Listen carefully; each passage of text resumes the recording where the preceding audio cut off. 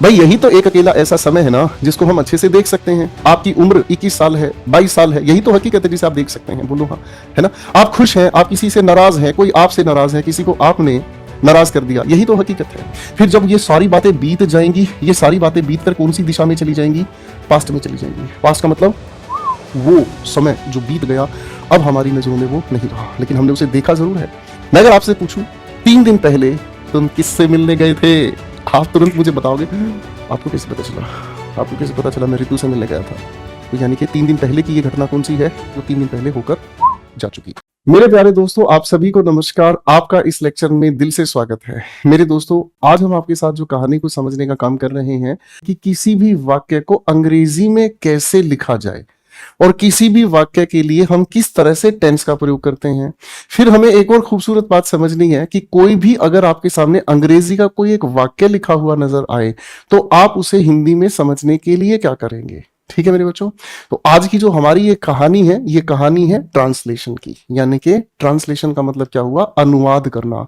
अंग्रेजी से हिंदी में और हिंदी से अंग्रेजी में अनुवाद करने का क्या फलसफा है, इसका क्या तरीका है, इसको हमें डिटेल में आप सभी के साथ मिलकर खूबसूरती से समझना है। आइए मेरे प्यारे दोस्तों, प्यारी सी इस बात को हम समझने की कोशिश करते हैं। देखिए मेरे बच्चों, हम लोग आपके साथ मिलकर पिछली क्लास में समझ चुके हैं सेंटेंस हम किसे कहते हैं। आप सभी बच्चों को बात ये अच्छे से पता है कि सेंटेंस को हम हिंदी में वाक्य कहते हैं। और जब भी हमें कोई वाक्य बनाना होता है तो वाक्य बनाने के लिए हमें किस चीज का ध्यान रखना होता है? तो आप कहेंगे गुरुजी हमें बहुत अच्छे से याद है, वाक्य बनाने के लिए हमें सब्जेक्ट का ध्यान रखना पड़ता है। सब्जेक्ट को हम हिंदी में कर्ता कहते हैं। ठीक है, हमें सब्जेक्ट के साथ साथ एक और चीज का ध्यान रखना पड़ता है जिसे हम वर्ब कहते हैं। हिंदी में वर्ब को हम क्रिया कहते हैं। फिर हमें एक और बात का ध्यान रखना पड़ता है प्यारे से गुरुजी, और वो है हमारी खूबसूरत सी बात जिसे हम ऑब्जेक्ट कहते हैं। हिंदी में हम ऑब्जेक्ट को कर्म के नाम से जानते हैं। हिंदी में हम ऑब्जेक्ट को कर्म के नाम से जानते हैं। तो जब भी कोई वाक्य बनाया जाता है तो इन 3 शब्दों की व्यवस्था ही सबसे ज्यादा जरूरी होती है। फिर मेरे बच्चों को एक और खूबसूरत बात ध्यान से समझनी है, और वो खूबसूरत बात क्या है कि गुरुजी इसी के जैसा मिलता जुलता एक शब्द हमने और पढ़ा है जिसे हम टेंस कहते हैं। ठीक है, बहुत सारे बच्चे टेंस की स्पेलिंग ये लिखते हैं। आप अपने आप को ठीक करेंगे, टेंस की स्पेलिंग ये नहीं होती बेटा। ठीक है, ध्यान रखेंगे। टेंस की स्पेलिंग क्या होती है बच्चे? TENSE। ठीक है, टेंस का मतलब क्या होता है? काल होता है। ठीक है, अब अगर मुझे किसी भी वाक्य का काल जानना है तो कैसे जानूंगा? अगर मुझे किसी भी वाक्य का टेंस जानना है तो मुझे क्या देखना होगा? इस बात को समझने के लिए मैं आपके सामने वाक्य लिख रहा हूं। राज ने एक गाड़ी खरीदी। ठीक है, फिर मैंने एक वाक्य आपके सामने लिखा, राज ने एक गाड़ी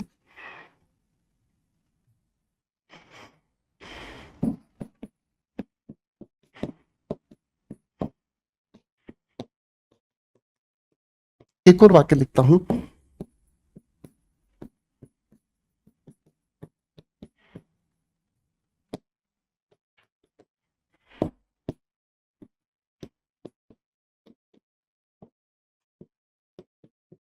मेरे बच्चों आप इन लिखे हुए वाक्यों को जरा ध्यान से देखेंगे। आप इन लिखे हुए वाक्यों को ध्यान से देखेंगे। अगर मैं आपसे पूछूं कि इन लिखे हुए चारों वाक्य में आपको टेंस कैसे पहचानना है, टेंस को कैसे पहचाना जा सकता है, टेंस को पहचानने की आपके अनुसार क्या तरीका हो सकता है, तो आप कहेंगे गुरुजी राज ने एक गाड़ी, राज एक गाड़ी। यहां तक तो हमें इतनी सी बात समझ में आई, जैसा आपने हमें पहले बताया कि किसी भी वाक्य को बनाने के लिए उसका एक ढांचा होता है ना बच्चों? किसी भी वाक्य को बनाने का उसका अपना एक ढांचा होता है। ठीक है, जब किसी भी वाक्य को बनाने का उसका अपना एक ढांचा होता है तो ढांचे में हम क्या करते हैं? मैं आपको फिर से याद दिला देता हूं मेरे बच्चों, क्योंकि ये बात अगर याद रह गई तो हमारा आगे का खूबसूरत सफर होगा, बहुत मजा आएगा। हम लोगों ने हिंदी में किसी भी वाक्य का जब ढांचा लिखा तो सब्जेक्ट पहले, ऑब्जेक्ट उसके बाद और वर्ब उसके बाद हम लिखते हैं। बोलो हाँ। हिंदी का जब भी कोई वाक्य बनाते हैं तो उसका ढांचा ऐसा होता है। और ठीक इसी प्रकार से जब हम इंग्लिश का कोई भी ढांचा बनाते हैं तो इंग्लिश का ढांचा बनाने के लिए हमारा क्या काम होता है, हम पहले सब्जेक्ट लिखते हैं, उसके बाद वर्ब लिखते हैं और उसके बाद हम क्या लिखते हैं, ऑब्जेक्ट लिखते हैं। सब्जेक्ट लिखते हैं, वर्ब लिखते हैं और उसके बाद क्या लिखते हैं, ऑब्जेक्ट लिखते हैं। तो सब्जेक्ट, वर्ब और ऑब्जेक्ट, है ना। तो मेरे बच्चों, हमने एक पहले वाक्य में क्या देखा, आप कहोगे सर इस पूरे वाक्य का जो कर्ता है ना, यानी कि जो डूअर है, सब्जेक्ट है, वो है राज। ये हो गया हमारे पास क्या चीज, सब्जेक्ट। ने एक गाड़ी, है ना, तो जो गाड़ी हमारे पास है ये हमारे पास क्या हो गया बेटा, ये हमारे पास एक ऑब्जेक्ट हो गया। ठीक है मेरे बच्चों, ये हमारे पास क्या हो गया, ऑब्जेक्ट। देखो राज ने ये सब्जेक्ट है, एक गाड़ी ऑब्जेक्ट है ना। तो ठीक इसी प्रकार से अगर मैं यहां बात करूं, राज ये हमारा सब्जेक्ट, एक गाड़ी ये हमारे पास ऑब्जेक्ट हो गया, है ना। ठीक है, आगे हमारे सामने इस लिखे वाक्य में वह सब्जेक्ट है, घर फिलहाल के लिए मैंने इसको ऑब्जेक्ट कह दिया, वह सब्जेक्ट है, घर को फिलहाल के लिए हमने ऑब्जेक्ट कह दिया। ठीक है, अब आपके दिमाग में ये सवाल आएगा कि गुरुदेव ना तो सब्जेक्ट और ना ही ऑब्जेक्ट, इनसे तो हमें टेंस की जानकारी नहीं पता चल रही है। मेरी बात समझ रहे हैं? तो आपके दिमाग में सवाल उठेगा ना कि सर इनसे तो हमें टेंस की जानकारी नहीं पता चल रही है। तो टेंस की जानकारी हमें किससे पता चल रही है, टेंस की जानकारी हमें पता चलती है आखिर में लिखे हुए इस खूबसूरत से शब्द से, और ये अपने आप में क्या है, वर्ब। ये अपने आप में क्या है, वर्ब। ये अपने आप में क्या है, वर्ब। ये अपने आप में क्या है, वर्ब। तो आप क्या कहेंगे, गुरुजी टेंस का मतलब हमें समझ में आ गया, क्रिया का वह रूप।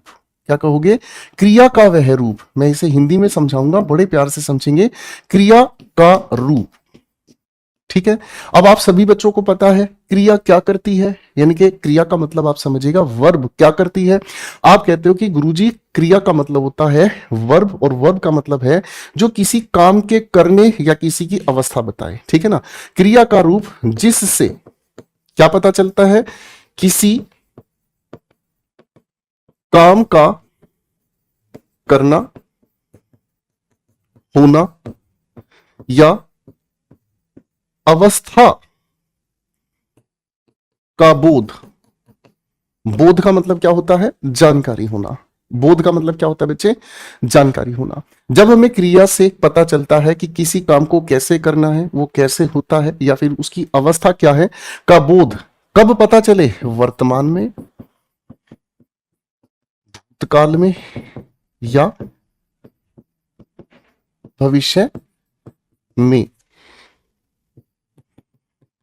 ठीक है बच्चे, समझ रहे? देखो अब इसी परिभाषा को मैं बहुत अच्छे से समझाऊंगा, बड़े ध्यान से देखना। टेंस को अंग्रेजी में अब समझना चाहेंगे हम। टेंस को हम काल कहते हैं, form of verb. Form of verb, आप लोगों ने वर्ब की फॉर्म्स मेरे साथ मिलकर पढ़ी हैं, रेगुलर और इरेगुलर। वर्ब की वो फॉर्म जिससे किसी काम का करना, होना या अवस्था हमें पता चलती है।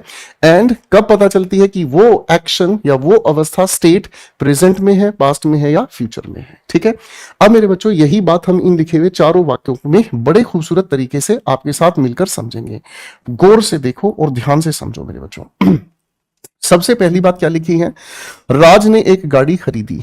इस खरीदी को अगर हम ध्यान से देखेंगे तो ये क्या है, राज ने एक गाड़ी खरीदी।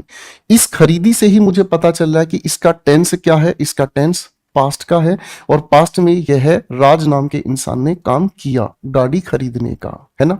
तो इस बात से हमें क्या पता चला, आप कहोगे सर ये तो हमें भूतकाल यानी कि पास्ट की जानकारी दे रहा है।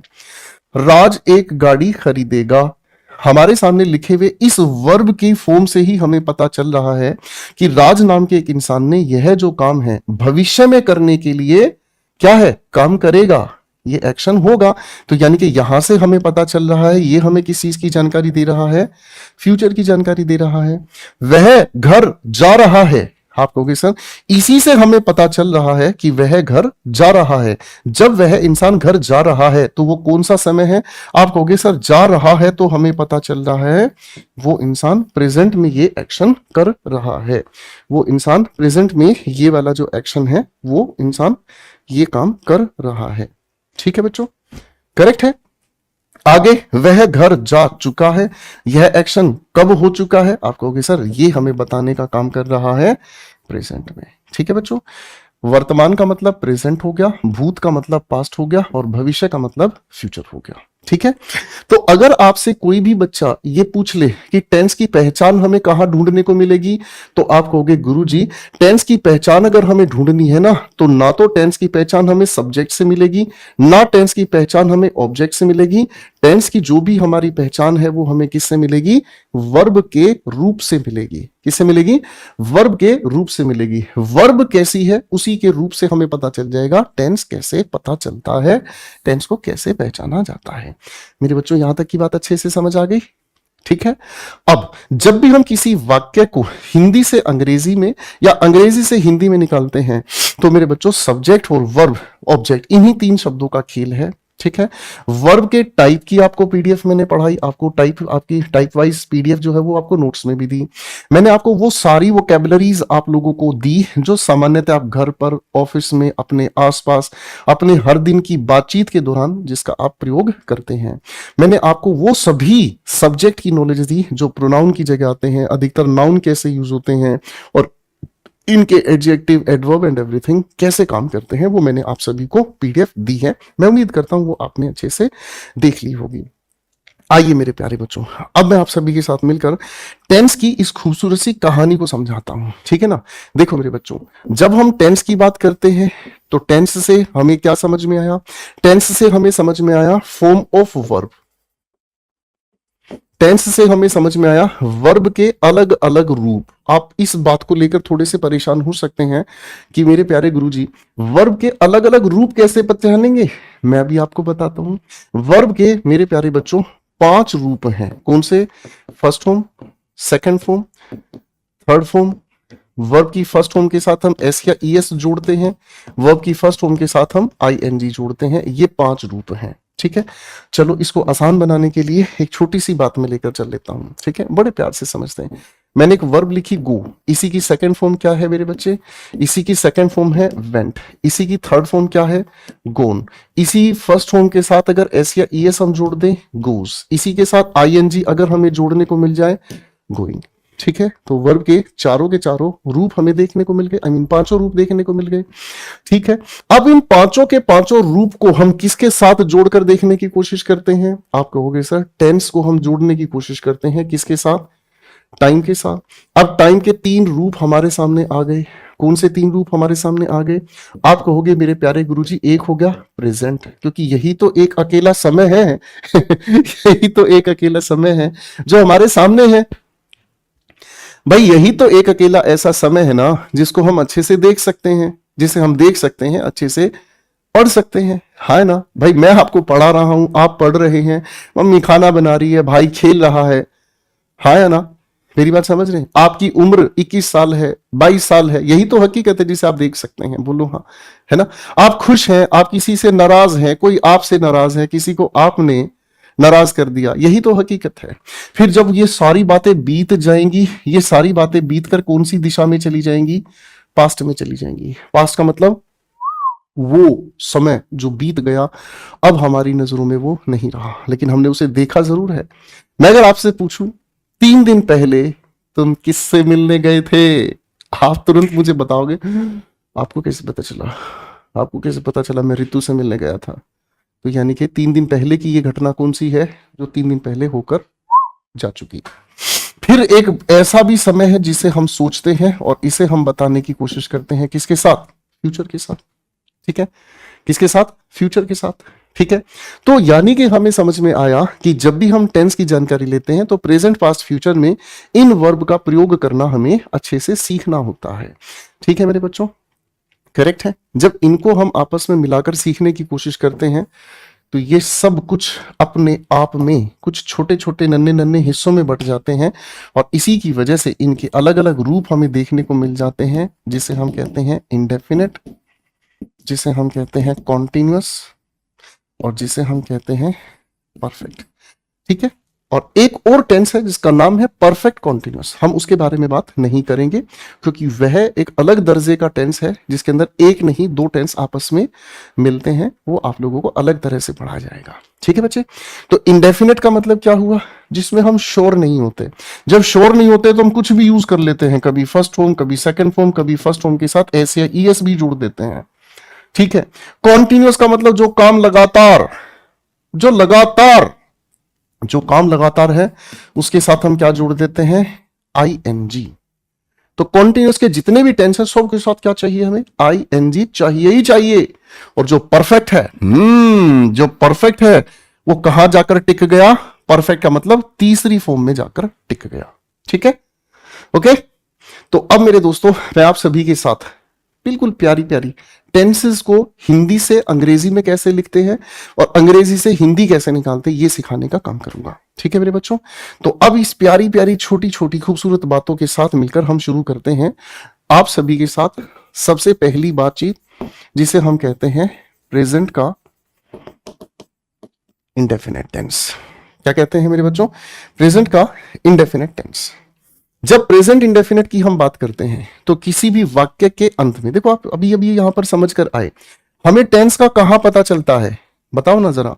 आप कहोगे सर टेंस का पता हमें वाक्य के अंत में देखने से पता चलता है। यहां हमें खरीदी पास्ट बता गया, खरीदेगा फ्यूचर बता गया, रहा है प्रेजेंट बता रहा है, चुका है प्रेजेंट बता रहा है। इसी से तो हमें टेंस की जानकारी होती है कि नहीं? तो मेरे प्यारे प्यारे छोटे भाइयों, प्रेजेंट इंडेफिनेट बताता है कि वाक्य के अंत में हमें क्या देखने को चाहिए? ता है, प्लूरल बनाने के लिए ते है, और स्त्रीलिंग फेमिनिन बनाने के लिए ती है। इनका ही हमें प्रयोग करना है। ठीक है बच्चों। और जब हम इसका प्रयोग करते हैं तो प्रयोग कैसे करते हैं बड़े ध्यान से समझेंगे मेरे बच्चों। पॉजिटिव सेंटेंस अगर हम बनाते हैं, पॉजिटिव सेंटेंस अगर हम बनाते हैं, एक वचन, सिंगुलर का मतलब क्या बताया मैंने आपको? एक वचन। अगर एक वचन का कर्ता हमें नजर आता है तो इसके साथ हम वर्ब के साथ क्या जोड़ देते हैं? एस या ईएस। अगर बहुवचन वाला हमें कोई सब्जेक्ट मिलता है तो हम फर्स्ट फॉर्म लगा देते हैं। ठीक है। अगर हमारा लिखा हुआ सेंटेंस नेगेटिव या इंटेरोगेटिव बनता है तो हम क्या करते हैं? नेगेटिव या इंटेरोगेटिव अगर हमारा वाक्य बनता है तो सिंगुलर सब्जेक्ट के लिए हम क्या करते हैं? सिंगुलर सब्जेक्ट के लिए हम क्या करते हैं? हम लगाते हैं डज का प्रयोग। हम प्लूरल सब्जेक्ट के लिए क्या बनाते हैं मेरे बच्चों? प्लूरल सब्जेक्ट के लिए हम क्या बनाते हैं? डू का प्रयोग। ठीक है। अब आओ छोटी छोटी ट्रांसलेशन। मैं आपके सामने वाक्य लिख रहा हूं। ठीक है, मैंने आपके सामने वाक्य लिखा, राधा एक पाठ पढ़ती है। ठीक है। वह हर दिन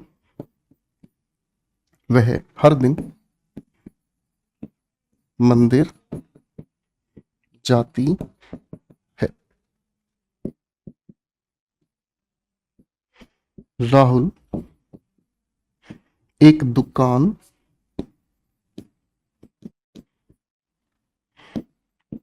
में काम करता है। मेरे प्यारे प्यारे दोस्तों, मैंने आपके सामने तीन वाक्य लिखे हैं। इन तीनों के तीनों वाक्य को बड़े प्यार से समझने का काम करेंगे। मैंने आप सभी के सामने तीन वाक्य लिखे हैं। तीन वाक्य आपके सामने लिखे हैं मेरे प्यारे दोस्तों। इन तीनों के तीनों लिखे हुए वाक्यों को बड़े ध्यान से समझने का काम करेंगे। कैसे? इनकी कैसे अंग्रेजी बनाई जाती है। देखो, ये तो हिंदी के लिखे हुए वाक्य हैं, ठीक है ना? ये तो हिंदी के लिखे हुए वाक्य हैं।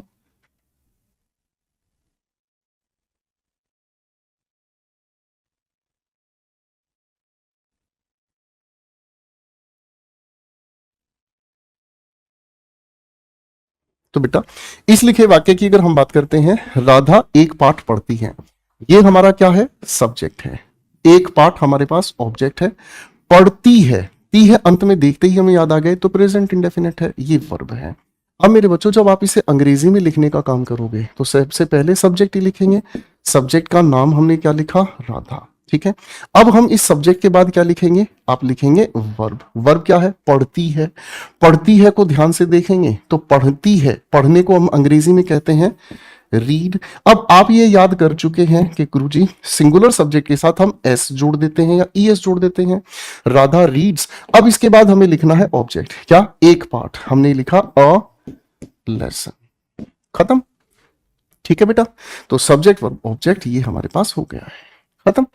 अब प्रश्न नंबर 2 पर आओ, बड़े ध्यान से समझना है मेरे बच्चों। ये हमारे पास क्या है? सब्जेक्ट। हर दिन, ये सब्जेक्ट नहीं है, ये ऑब्जेक्ट नहीं है, ठीक है ना। मंदिर हमारा ऑब्जेक्ट है। जाती है ये हमारे पास वर्ब है के साथ जुड़ी हुई है। अब मेरे प्यारे प्यारे दोस्तों ध्यान से समझना। सबसे पहले हमने सब्जेक्ट लिखा ही। जाने को यानी कि वर्ब लिखेंगे ना भाई। ही सिंगुलर है, सिंगुलर के साथ ईएस हमने जोड़ दिया। He goes. कहा जाता है? आपने कहा मंदिर। He goes to a temple. ठीक है, he goes to a temple. यहां क्या लिखा है? हर दिन। आपने कह दिया एवरी डे। ठीक है बच्चों, ठीक है बेटा, करेक्ट है। अब अगले वाक्य पर काम करते हैं। ठीक है, राहुल हमारे सेंटेंस का सब्जेक्ट है। ठीक है, एक दुकान में, इन अ शॉप, काम करता है। कोई बात नहीं, सबसे पहले सब्जेक्ट की हिंदी अंग्रेजी में हमने लिखी क्या बेटा? हमने लिखा राहुल काम करता है। वर्क के साथ हमने जोड़ दिया एस। राहुल वर्क्स एक दुकान में। इन का मतलब में हो गया, ए का मतलब आ हो गया और शॉप। ठीक है बच्चों, आसान हो गया। Rahul works in a shop, correct हो गया। ठीक है, अब अगर मेरे बच्चों में आपसे एक वाक्य फिर से पूछता हूं। मैंने एक वाक्य कहा, तुम क्यों रोते हो? आप कहोगे अरे सर गुगली डाल दी, हमसे प्रश्न पूछ लिया। प्रश्न से हमें याद आया ये प्रश्नवाचक है। प्रश्नवाचक होने का मतलब इंटेरोगेटिव सेंटेंस है, और इंटेरोगेटिव सेंटेंस में अगर बीच में कहीं पर सवाल पूछने वाला शब्द आए तो ओपन एंडेड है। क्यों को अंग्रेजी में क्या कहते हैं? वाई। आपने हमें ढांचा बताया है कि ओपन एंडेड सेंटेंस कैसे बनता है। वाई के बाद हम लिखेंगे हेल्पिंग वर्ब, वाई डू। उसके बाद तुम को अंग्रेजी में लिखेंगे यू, और रोते हो को अंग्रेजी में हम लिख देंगे cry. Easy. Why do you cry? Cry की जगह हम लोगों ने एक और वर्ब पढ़ी है, वाई डू यू वीप। चाहे आप क्राई कहें चाहे आप वीप कहें, दोनों का मतलब रोना होता है। ठीक है बच्चों, तो अभी आपने मेरे साथ सीखा प्रेजेंट इंडेफिनिट को अंग्रेजी भाषा में ट्रांसलेट कैसे किया जाता है। ठीक है, ओके। अब अगर मैं आपसे एक सवाल पूछूं, चलो अब थोड़ा सा अंग्रेजी से हिंदी में आते हैं।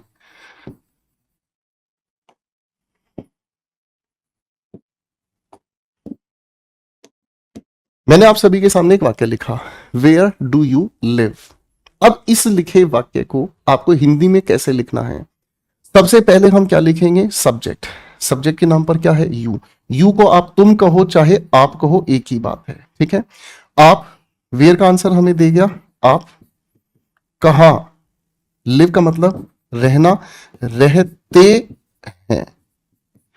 अब ता है, ते है, ती है तो अंत में लाना पड़ेगा ना भाई, प्रेजेंट इंडेफिनिट है। तो हमने इंग्लिश से हिंदी बनाना सीखा और हिंदी से इंग्लिश कैसे बनाई जाती है ये हमने सीखा। ठीक है बच्चों, पहले इस बात को बड़े ध्यान से आप समझिएगा।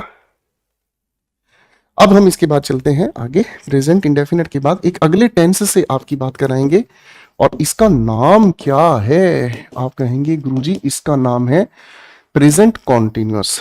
कॉन्टिन्यूअस का मतलब क्या होता है? जो काम लगातार हो। क्या कहा? जो काम लगातार हो, चलता ही रहे। इसको बताने के लिए हमें वाक्य के अंत में क्या देखने को मिलता है? वाक्य के अंत में हमें देखने को मिलता है रहा है, रही है, प्लूरल बनाना है तो रहे हैं। ठीक है बेटा, हमें ये देखने को मिलता है। ठीक है, अब हमें अगर इसकी हेल्पिंग वर्ब से मुलाकात करवा दी जाए, मजा ही आ जाएगा। हम इसकी हेल्पिंग वर्ब देखते हैं, इज, एम, आर। आप कहोगे सर क्या इसमें वो वाला काम नहीं होता जो हमने प्रेजेंट इंडेफिनिट में समझा था, उसके साथ एस सी एस लगता है? नहीं लगता, इसमें कोई दिक्कत नहीं है। प्रेजेंट इंडेफिनिट थोड़ा सा मनमोजी है। ठीक है, इज हम यूज करते हैं जब हमारा जो सब्जेक्ट है वो कैसा हो? एक वचन हो। एक वचन की अंग्रेजी क्या बताई आपको मैंने? सिंगुलर। क्या बताई मेरे बच्चों? एम हम यूज करते हैं आई के साथ, आर हम यूज करते हैं बहुवचन के साथ। बहुवचन का मतलब क्या हो गया बेटा? बहुवचन का मतलब हो गया प्लूरल, जब संख्या एक से ज्यादा हो। और मेरे बच्चों आपको ये बहुत अच्छे से याद है कि जब हम कॉन्टिन्यूस की बात करते हैं तो इसमें वर्ब के साथ क्या जोड़ते हैं? वर्ब के साथ जोड़ते हैं हम ING। मैं आप सभी के सामने प्यारे प्यारे वाक्य लिख रहा हूं, बड़े ध्यान से समझने की कोशिश करना।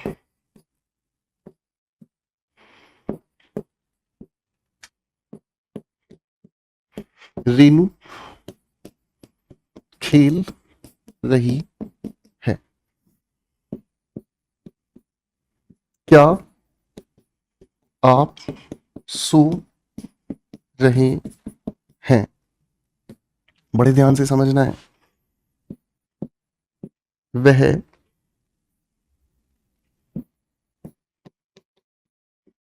अपना काम कर रही है। इन तीनों वाक्यों की आपको अंग्रेजी ट्रांसलेट करनी है।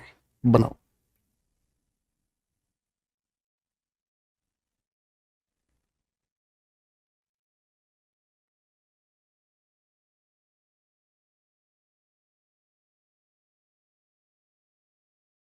आओ मेरे बच्चों, अब थोड़ा सा ध्यान से समझना इनकी ट्रांसलेशन कैसे होगी। देखो मेरे बच्चों, सबसे पहले लिखी हुई बात को हम समझेंगे। ये आपका सब्जेक्ट है, खेल रही है, ये वर्ब है। आपको अरे गुरुजी इसमें ऑब्जेक्ट ही नहीं है, तो बेटा डरने की बात नहीं है। कभी कभी लिखे हुए वाक्यों में ऑब्जेक्ट नहीं भी होता तो डरना नहीं है, ठीक है? डरना नहीं है, हाँ, क्योंकि मैं तेरे साथ है भाई। अब मेरे बच्चों, सब्जेक्ट सबसे पहले हम लोगों ने अंग्रेजी में लिखा रेनू, खेल रही है। इस रही है को पहले पकड़ के लाएंगे हम, है के लिए इस लिख दिया। अब खेल के साथ रहा, तो खेलने की अंग्रेजी क्या होती है? प्ले। अब रहा रही को जोड़ने के लिए तो ING जोड़ दिया, तो हमने क्या बना दिया बेटा? Renu is playing. बहुत सिंपल है, ठीक है? अगले वाक्य में जब शुरुआत में ही प्रश्न पूछने वाला सवाल आ जाए, ओपन एंडेड हो गया, तो हम शुरुआत में ही क्या उठाएंगे? Helping verb. क्या आप सो रहे हैं? आपको हम क्या कहते हैं? यू कहते हैं। यू के अनुसार हमें हेल्पिंग वर्ब शुरुआत में रखनी पड़ेगी, आर यू। उसके बाद हम क्या लिखेंगे? सो को हमने अंग्रेजी में लिखा स्लीप, और उसके बाद रहे हैं, तो बेटा हमने इस है के लिए आर लिख दिया, और रहे के लिए हमने क्या जोड़ दिया? ING। क्या आप सो रहे हैं मीन्स आर यू स्लीपिंग। अगला वाक्य है वह अपना काम कर रही है। वह को अंग्रेजी में क्या कहेंगे? अब आप कहोगे सर ही भी कह सकते हैं, शी भी कह सकते हैं, तो इसका जेंडर हमें यहां से पता चलेगा, ठीक है? रही है का मतलब लड़की के लिए। शी सिंगुलर है, इज हमने लगा दी हेल्पिंग वर्ब, शी इज। अब काम कर रही है, ठीक है ना? पहले करने को हम अंग्रेजी में क्या कहते हैं? डू। रही को अंग्रेजी में हमने जोड़ने के लिए कह दिया शी इज डूइंग। अपना काम, अब ये अपना किसके लिए लिखा है? इस लड़की वह के लिए। वह के लिए हम अपना अगर कहेंगे तो हर कह दिया, और काम को अंग्रेजी में क्या कहते हैं? वर्क, ठीक है? She is doing her work, ठीक है मेरे दोस्तों? अब आपने सीखा हिंदी से अंग्रेजी कैसे बनाते हैं। अब मैं आपके सामने दो वाक्य अंग्रेजी में लिख रहा हूं, हिंदी बनाकर दिखाएंगे, ठीक है? Mohan is writing a letter, ठीक है? वाई इज राज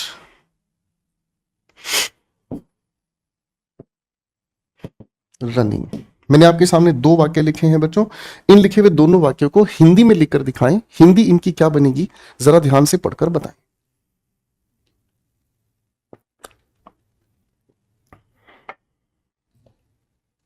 आप इस लिखे हुए दोनों वाक्य को जब हिंदी में बनाएंगे तो Mohan is writing a letter, आप कहोगे सर ये एसर्टिव सेंटेंस है, तो सबसे पहले सब्जेक्ट हमें लिखना होगा। मोहन सबसे पहले लिख दिया, ठीक है ना? Is writing a letter, subject के बाद हिंदी के ढांचे में क्या लिखते हैं? ऑब्जेक्ट। मोहन एक पत्र, ठीक है? ये हो गया क्या है? राइटिंग का मतलब लिख रहा, तो हिंदी बन गई मोहन एक पत्र लिख रहा है। खत्म, बहुत आसान हो गया, ठीक है? आगे हम पढ़ते हैं वाई इज राज रनिंग। हमने वाई को लिखा, क्यों है राज दौड़ रहा। अंग्रेजी बनानी, हिंदी बनानी तो बहुत आसान है। सबसे पहले सब्जेक्ट हमने लिखा राज, राज क्यों दौड़ रहा है। ठीक है बेटा, बहुत आसान हो गया। ठीक है बेटा, ये है हमारा प्रेजेंट कॉन्टिन्यूअस टेंस। ठीक है, अब यहां से हम चलते हैं मेरे बच्चों थोड़ा सा आगे। बहुत प्यार से एक एक चीज समझते हुए चलेंगे। प्रेजेंट का परफेक्ट टेंस कैसे काम करता है, बड़े प्यार से समझेंगे बच्चों। किसी भी वाक्य के अंत को देखकर ही हमें टेंस की पहचान होती है। प्रेजेंट के परफेक्ट टेंस की अगर हम बात करते हैं तो चुका है स्त्रीलिंग के लिए, चुकी है प्लूरल के लिए, चुके हैं। ठीक है, कभी कभी इस चुका, चुकी, चुके की जगह हम लोगों को वाक्य में लिया है ऐसा भी भाव देखने को मिलता है। लिया है, ली है, लिए हैं। ठीक है ना, ऐसे शब्दों का भी भाव हमें देखने को मिलता है। मेरे प्यारे छोटे भाइयों, जब हम प्रेजेंट परफेक्ट की बात करते हैं तो इसके लिए हेल्पिंग वर्ब के नाम पर हम लेकर चलते हैं हैज, या फिर लेकर चलते हैं किसको, हैव को। हैज हम यूज करते हैं जब हमारा एक वचन हो कर्ता, यानी कि सब्जेक्ट कैसा हो, सिंगुलर हो। ठीक है, और हैव हम यूज करते हैं जब हमारा जो सब्जेक्ट है वो कैसा हो, प्लूरल हो। ठीक है भाई, हमारे सब्जेक्ट सिंगुलर प्लूरल की बात हम अच्छे से जानते हैं। एक अकेला एक वचन है, एक से ज्यादा संख्या हो जाए बहुवचन है। लेकिन एक शिकारी बड़ा गजब है, एक शिकारी बड़ा ही गजब है। इस गजब शिकारी की बात कर दूं भाई, एक अकेला ऐसा गजब शिकारी है और वो है आई। ये दो टेंस में हमेशा प्लूरल की तरह यूज होता है। कौन से हैं वो दो टेंस जिसमें हमेशा प्लूरल की तरह यूज होता है भाई? ये हमेशा प्लूरल की तरह यूज होता है, एक तो प्रेजेंट के इंडेफिनेट टेंस में, और एक हो गया भाई प्रेजेंट के परफेक्ट टेंस में। ठीक है, तो इस प्रेजेंट परफेक्ट का प्लूरल भी हम आई के साथ प्रयोग करते हैं। तो मेरे बच्चों, परफेक्ट की वजह से हमें क्या यूज करना पड़ा, थर्ड फॉर्म ऑफ वर्ब का प्रयोग करना पड़ा। ठीक है, अब मैं आपके साथ मिलकर कुछ वाक्य लिख रहा हूं। ठीक है, मोनू नहा चुका है।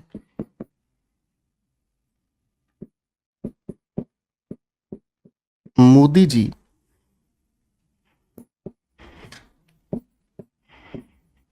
लक्षद्वीप घूम चुके हैं।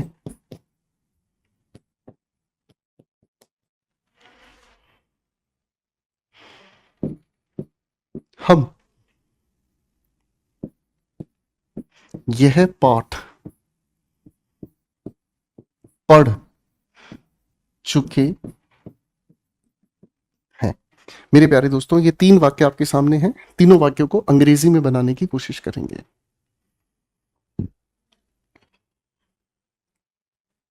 मोनू नहा चुका है, आप इसको अंग्रेजी में कैसे लिखेंगे? मोनू सब्जेक्ट है, नहा चुका है, सर चुका है को लेकर हम लोगों ने क्या लिखा, हैज, और नहाने को क्या कहते हैं बताओ, BATHE। ठीक है ना, तो आप इसको कैसे लिखेंगे, मोहन हैज बेथ्ड। इसकी प्रोनाउंसिएशन क्या है, बेथ्ड। ठीक है, अगर आप ये नहीं कहना चाहते तो आप इसी की जगह कह सकते हैं, हैज के बाद थर्ड फॉर्म हमने लिख दी, क्या चीज, टेकन अ बाथ। आप इसी बात को ऐसे भी कह सकते हैं। अंग्रेजी भाषा का सबसे खूबसूरत यही बात है क्या, कि आप एक ही बात को एक से ज्यादा तरीके से कह सकते हैं। बात एक ही है, लेकिन उसी बात को एक नहीं, एक से ज्यादा तरीके से आप उसे कह सकते हैं। मोदी जी लक्षद्वीप घूम चुके हैं, आप इसे अंग्रेजी में कैसे कहेंगे, मोदी। मेरे बच्चों, एक बात ध्यान रखना, एक बात ध्यान रखना, सरनेम, सरनेम हम किसे कहते हैं? आपने कहा गुरुजी आपका नाम है गोपाल वर्मा, ये आपका मुख्य नाम है और ये बताता है आपके बारे में आप किस समाज से संबंधित हैं। तो ये जो वर्मा है यही है आपका क्या, सरनेम। ठीक है, अब हमारी बोलचाल की वजह से जब भी हम किसी सरनेम की बात करते हैं, अगर मान लो मेरे बच्चे मैं अपने नाम से इस गोपाल को हटा देता हूं तो सिर्फ क्या रह गया, वर्मा। ठीक है, अब आप अगर हिंदी में बात करते हैं और आप किसी इंसान का सरनेम लिखते हैं तो हिंदी भाषा में आप उसके साथ हमेशा जी लगाते हैं, क्योंकि हिंदी भाषा मान सम्मान जब भी किसी को देती है तो उसके साथ जी लगाते हैं, यादव जी, वर्मा जी, गुप्ता जी लगा देते हैं। लेकिन अंग्रेजी भाषा की जब हम बात करते हैं, हिंदी में तो ये बिल्कुल चलेगा, लेकिन मेरे बच्चों जब हम अंग्रेजी भाषा में किसी भी इंसान का सरनेम लिखते हैं तो हम सिर्फ सरनेम ही लिखते हैं, उसके साथ हम जी लगाने की गलती नहीं करते। जी तो हिंदी भाषा का शब्द है, समझ रहे हैं? तो हम शर्मा, वर्मा, मोदी सिर्फ यही लिखेंगे क्योंकि उसके अंदर हमें हिंदी का जी लिखने की इजाजत नहीं है। तो बच्चों ये वाली बात आप ध्यान रखेंगे। तो अब इसी के आधार पर हमें क्या समझ में आया, मोदी, आगे हम क्या लिखेंगे, सिंगुलर की वजह से हैज, घूम चुके, घूमने को हम कहते हैं विजिट करना, और क्योंकि घूम चुके हैं परफेक्ट ले जाने के लिए थर्ड फॉर्म बनाई, मोदी हैज विजिटेड। अब हम लोगों ने यहां लिख दिया लक्षद्वीप। बहुत आसान है ना बेटा, बहुत ही आसान है ना, ठीक है, ओके। अब मेरे बच्चों हम यह पाठ पढ़ चुके हैं, हम के लिए हमने अंग्रेजी क्या लिखी, वी, प्लूरल होने की वजह से हैव, वी हैव। आपने क्या पढ़ चुके हैं, पढ़ने को हम क्या कहते हैं, हम पढ़ने को रीड कहते हैं, और रीड की थर्ड फॉर्म हमने लिख दी, स्पेलिंग वही है, उच्चारण बदलता है, रीड, रेड, रेड। हमने इसको पढ़ा, वी हैव रेड, और यह पाठ आप क्या कहोगे, दिस लेसन, ठीक है, क्या कहोगे बेटा, दिस लेसन, ठीक है। अब मैं आपको दो वाक्य दे रहा हूं अंग्रेजी भाषा के, ठीक है। I have watched this movie. जरा मेरे बच्चों इसकी हिंदी बनाकर दिखाएं, पहला वाक्य आपके सामने, where has she kept the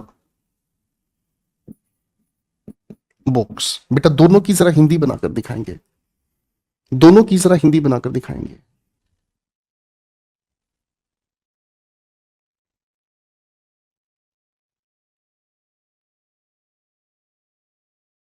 तो बेटा इसकी हिंदी बहुत आसान है, I have watched this movie. आप इसकी हिंदी कैसे बनाएंगे, आपको पता है, एसर्टिव सेंटेंस है, पहले आप सब्जेक्ट लिखेंगे मैं, आपने क्या कहा उसके, देखो हिंदी में पहले सब्जेक्ट फिर ऑब्जेक्ट, मैं दिस मूवी को, दिस को हिंदी में क्या कहते हैं, यह, मूवी को हम क्या कहते हैं, फिल्म, मैं यह फिल्म, वॉच्ड, वॉच का मतलब देख, ठीक है, और हैव के साथ थर्ड फॉर्म लिखी है, तो हमने क्या कहा, मैं यह फिल्म देख चुका हूं, ठीक है भाई, आसान हो गई बच्चे, कोई दिक्कत तो नहीं। अगला वाक्य कहता है where has she kept the books. Where का मतलब कहां, हैज का मतलब है, केप्ट का मतलब छिपा, रखा या रख दिया, शी सब्जेक्ट है, और द बुक्स का मतलब डिब्बा। तो हमने क्या कहा, अब इसके लिए हमने वाक्य उठाना शुरू किया, उसने, शी का मतलब उसने भी होता है, उसने डिब्बा कहां रखा, ठीक है बेटा, फाइन। तो देखो आप कहोगे अरे सर यहां तो चुका है लिया है वाली कहानी ही बदल गई है। तो कभी कभी किसी वाक्य में जरूरी नहीं है कि शब्द बिल्कुल वही हमें रखने हैं, कभी कभी शब्दों को हम वाक्य के अनुसार बैठा देते हैं, ठीक ठाक से जचा के पूरा वाक्य बना देते हैं। मैं यहाँ शी की जगह वह लिखूंगा ना तो ये वाक्य बन नहीं पाएगा। क्या मैं कह सकता हूं वह ने डिब्बा कहां रख चुका है, आप कहोगे नहीं सर, थोड़ा फ्लेक्सिबल हो जाओ ताकि ये वाक्य बोलने में सुंदर लगे। वह ने की जगह हमने क्या कह दिया, उसने डिब्बा कहां रख चुका है, नहीं कहां रखा है, इतने में हमें ये भाव समझ आ गया है, ठीक है बच्चे, करेक्ट हो गया, यहां तक की बात क्लियर है। आओ बच्चों ये समझ आ गया, अब देखते हैं थोड़ा सा आगे। बच्चों इंग्लिश बिल्कुल भी मुश्किल नहीं है, इंग्लिश को मुश्किल बनाता है क्या, हमारा नजरिया। और कहते हैं ना कि अगर नजरिया किसी इंसान का गलत हो जाए तो भगवान को भी गाली दे बैठता है। अगर हमारा नजरिया अच्छा रहा तो हम इंग्लिश को मुश्किल नहीं मानेंगे, हम कहेंगे अरे ये तो हमारे लिए एक बहुत अच्छी उपलब्धि है, अपॉर्चुनिटी है। अगर हम इंग्लिश को सीख गए तो इससे अच्छी तो कोई चीज हो ही नहीं सकती ना। हमारे पास अपनी बात को कहने के दो तरीके, इंग्लिश भी हो गया हिंदी भी हो गया, समझ रहे, तो अपॉर्चुनिटी है। तो मेरे बच्चों सिर्फ आपको नजरिया बदलना है, नजारे खुद बदल जाएंगे। आओ मेरे बच्चों पास्ट के टेंसेस से मुलाकात करवाता हूं। जिस तरीके से आप सभी ने प्रेजेंट इंडेफिनिट की बात कही थी, ठीक उसी तरीके से हम पास्ट इंडेफिनिट के परिवार से भी मिलेंगे। बड़े प्यार से समझने का काम करना। देखो बच्चों आप सभी लोग जानते हैं पास्ट इंडेफिनिट के वाक्य के अंत में ता था, ती थी, ते थे, या वाक्य के अंत में या, ये, या फिर ई, या फिर आ, इस तरीके की वाक्य के अंत में लिखे हुए छोटे छोटे हमें हिंट मिल जाते हैं। अब मेरे बच्चों, हमें क्या समझना है, ऐसा लिखा हुआ वाक्य, अगर ऐसा लिखा हुआ वाक्य हमें पॉजिटिव देखने को मिलता है, अगर ऐसा लिखा वाक्य पॉजिटिव देखने को मिलता है, तो पॉजिटिव होने की वजह से हम सेकंड फॉर्म का प्रयोग करते हैं। ठीक इसी तरीके से अगर लिखा हुआ वाक्य नेगेटिव या फिर अगर लिखा हुआ वाक्य इंटेरोगेटिव हमें देखने को मिलता है, तो ऐसे लिखे हुए वाक्य के साथ हम वर्ब हेल्पिंग कौन सी यूज करते हैं, डिड। और ये याद रखना है आपको, ये याद रखना है आपको, डिड के साथ हमेशा फर्स्ट फॉर्म आती है। आओ कुछ वाक्य बनाकर इस प्यारी सी बात को समझने का काम करते हैं। ठीक है। मैंने कहा गणेश ने एक गाड़ी खरीदी, वह अपने दोस्त के पास गया।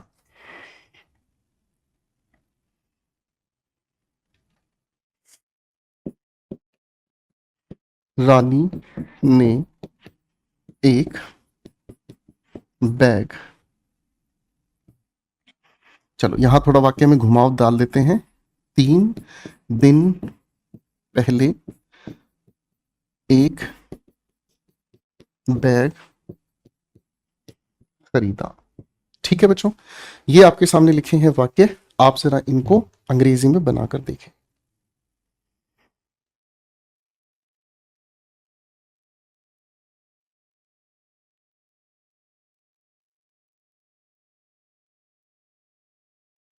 आओ दोस्तों, अब इन लिखे हुए वाक्यों को हम थोड़ा अंग्रेजी में कैसे लिखते हैं इसको सीखने का काम करते हैं।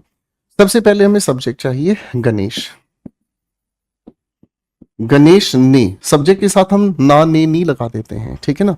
गणेश ने एक गाड़ी खरीदी, सर खरीदी, अंत में ई की ध्वनि आ गई।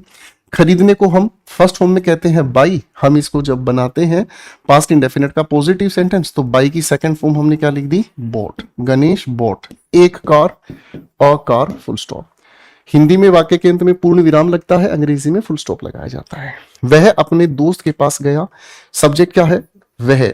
गया, गया से पता चल रहा है यह लड़का है, अगर गई होता तो हम यह लड़की मानते। वह, जाने को अंग्रेजी में हम कहते हैं गो, सेकंड फॉर्म हमने उठाई ही वेंट। ठीक है, वह अपने दोस्त के पास गया, ही वेंट। आगे हमने कहा के पास को क्या कहा, टू। ठीक है, अपने दोस्त, ही वेंट टू अपना। अब देखो ध्यान से, ये अपना किसके लिए कह रहा है, इस ही के लिए। ही कौन है, लड़का है, इसी के लिए हमने हिज लगा दिया, ही वेंट टू हिज। आगे हमने लिख दिया क्या भैया, हिज फ्रेंड। खत्म। रानी ने 3 दिन पहले एक बैग खरीदा। सबसे पहले मेरे बच्चों क्या करना है, रानी ने एक बैग खरीदा, इसको ट्रांसलेट करेंगे। मैंने आपके सामने लिखा रानी, बाई की सेकंड फॉर्म क्या होती है बेटा, बॉट। आगे हमने लिख दिया एक बैग को अंग्रेजी में अ बैग। 3 दिन पहले, तो हमने लिखा क्या चीज, 3 डेज, और पहले को हम क्या कहते हैं, अगो। तो पूरा वाक्य क्या बन गया, रानी बॉट अ बैग 3 days अगो। अब मेरे बच्चों, मैं आपको 2 वाक्य अंग्रेजी में दे रहा हूं, उनको हिंदी में आपको लिखना है। ठीक है, why did not she reply, did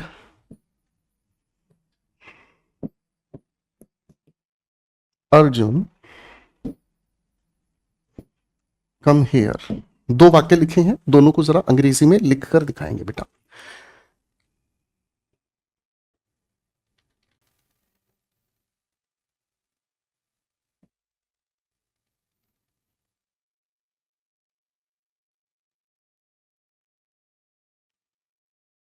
शाबाश।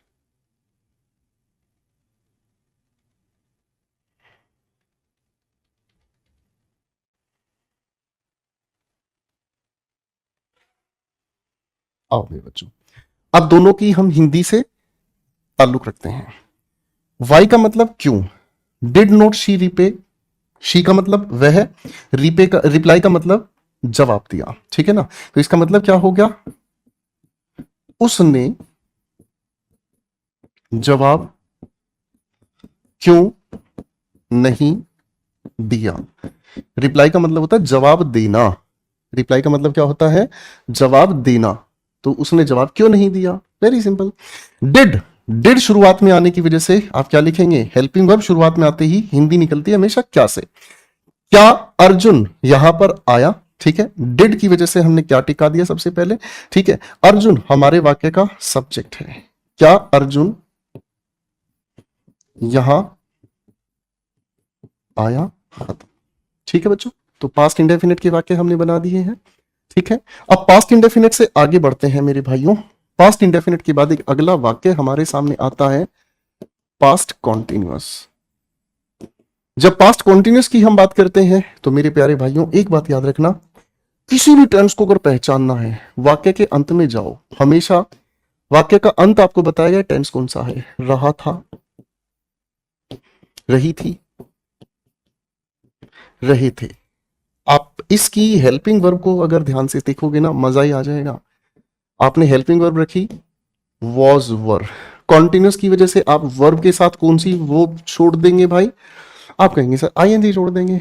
अब मेरे बच्चों आपको बिल्कुल अच्छे से पता है वॉज हम किसके साथ यूज करते हैं, एक वचन वाला कर्ता, और वर हम किसके साथ यूज करते हैं जब बहुवचन वाला यानी कि प्लूरल सब्जेक्ट हमारे सामने हो।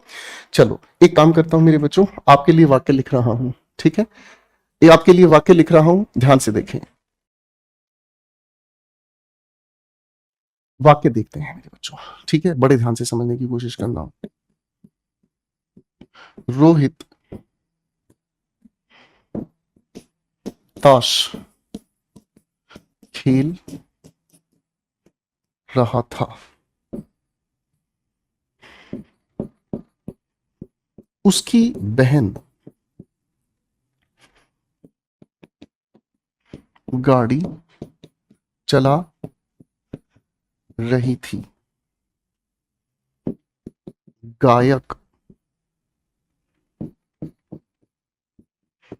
अच्छे से गा रहा था। तीन वाक्य आपके सामने लिखे हैं, तीनों वाक्य की अंग्रेजी बनाना सीखेंगे बच्चों। तीन वाक्य आपके सामने हैं, अंग्रेजी बनाना सीखेंगे। पहला वाक्य, रोहित ताश खेल रहा था। सब्जेक्ट क्या है मेरे बच्चों, सबसे पहले सब्जेक्ट रोहित था की वजह से सिंगुलर हमने रखा वॉज। खेलना प्ले कहलाता है, तो खेल रहा प्ले के साथ हमने आईएनजी जोड़ दिया, प्लेइंग। ताश को अंग्रेजी में हम कहते हैं क्या, कार्ड्स। ताश को अंग्रेजी में क्या कहते हैं, ताश। अरे ताश तो सभी लोग खेलते हैं भाई। का जे का मतलब जैस्मिन नहीं होता, जैक होता है। के का मतलब किंग होता है, क्यू का मतलब क्वीन होता है। जैक का मतलब JACK, जैक का मतलब होता है जो किंग और क्वीन का आदेश का पालन करता है, ठीक है बच्चों। तो ये कार्ड्स हैं, आप सभी ने खेले ही होंगे कभी ना कभी। उसकी बहन गाड़ी चला रही थी। अब इस उसकी को देखकर हमें ये नहीं पता चला ये उसकी किसके लिए प्रयोग किया है, ठीक है ना। तो आपने सिस्टर तो लिख दिया है ना, यहां पर आप हिज भी लगा सकते हैं, हर भी लगा सकते हैं। क्यों, ये जो रही थी है ना, ये रही थी किसके लिए है, इस बहन के लिए है, ठीक है, ओके फाइन। अब उस बहन की वजह से यहां पर उसकी लिखा है, अब उस कौन है ये नहीं पता, तो हिज लगाओ चाहे हर लगाओ। सिस्टर, रही थी के लिए हमने कहा वॉज, और चलाने को हम क्या कहते हैं, ड्राइविंग अ कार। गाड़ी का मतलब बेटा एक गाड़ी ही होता है, अगर नहीं लिखा ना एक गाड़ी तो आप समझ लो यहां अ कार ही लिखना है। गायक अच्छे से गा रहा था, गायक को हम कहते हैं क्या चीज, सिंगर। था वॉज, गाने को हम क्या कहते हैं, वॉज सिंगिंग। अच्छे से को हम क्या कह सकते हैं, हम वेल कह सकते हैं। आपको पीडीएफ दी हुई है, आपको पार्ट्स ऑफ स्पीच की जो मुख्य मुख्य शब्द है उसकी पीडीएफ दी हुई है। आप उस पीडीएफ को एक बार खूबसूरत तरीके से नजरों से निकाल लो, क्योंकि उन्हीं से ये सारे वाक्य बन रहे हैं। वेल की जगह हम हो सकता है यहां पर एक और शब्द का प्रयोग कर सकते हैं, this it is called beautifully, खूबसूरती से, ठीक है, ओके। चलो अब थोड़ा सा हिंदी बना के दिखाएंगे आप सभी लोग, ठीक है ना। It was raining, it was raining.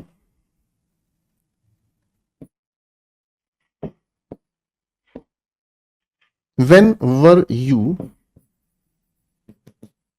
Sleeping. दो वाक्य हैं, दोनों वाक्यों को जरा मेरे बच्चों आप अंग्रेजी से हिंदी में लिखकर दिखाएंगे, इसकी हिंदी क्या बन सकती है। शाबाश। तो दोनों वाक्य की हिंदी को समझने का काम करते हैं। देखो बच्चों, इट अपने आप में एक ऐसा सब्जेक्ट होता है, यही लिख दूं ना आपके लिए, याद रह जाएगा ना मेरे बच्चों को, है ना, यही लिख देता हूं, याद रह जाएगा, है ना। जब भी हम इस इट की बात करते हैं तो इट से हम क्या बता सकते हैं, दिन, तारीख। हम इट से बता सकते हैं किस चीज के बारे में, महीना कौन सा है, वर्ष कौन सा है, मौसम कैसा है, ठीक है, माहौल कैसा है। आप कहोगे जी माहौल है, माहौल कैसे बताया जाएगा, तो आप यही कहेंगे इट इज गुड, अच्छा माहौल है, कुछ भी हो अच्छा है ना। ठीक है बच्चे, तो इस इट को ही हम कहते हैं इन सभी को बताने के लिए क्या, नकली सब्जेक्ट। नकली सब्जेक्ट को ही हम अंग्रेजी में क्या कहते हैं, डमी सब्जेक्ट, यानी कि जो नकली है, असली नहीं है। असली सब्जेक्ट बारिश ही है, ठीक है ना, इसे हम नकली सब्जेक्ट कहते हैं। तो इट वॉज रेनिंग, तो इसको हम अंग्रेजी में क्या कहेंगे, बारिश हो रही थी, ठीक है, बारिश हो रही थी। When were you sleeping, when का मतलब कब, थे सो रहे आप, तो अंग्रेजी से हिंदी बनाना आसान है, आप कब सो रहे, खत्म, इजी हो गया मेरे बच्चों, ठीक है बच्चों, करेक्ट। आ जाओ बच्चों, अब पास्ट कॉन्टिन्यूस के बाद अगली बात हमें जो समझनी है आप सभी के साथ मिलकर, वो है क्या खूबसूरत बात, पास्ट परफेक्ट टेंस। मेरे बच्चों, टेंस को पहचानने के लिए कहां जाओगे, वाक्य के अंत में। परफेक्ट के लिए चुका, पास्ट के लिए था, चुकी थी, प्लूरल के लिए चुके थे। इसी तरीके से लिया या खाली, लिया था, लिए थे, ली थी, इनका प्रयोग हम कर सकते हैं, ठीक है बच्चे।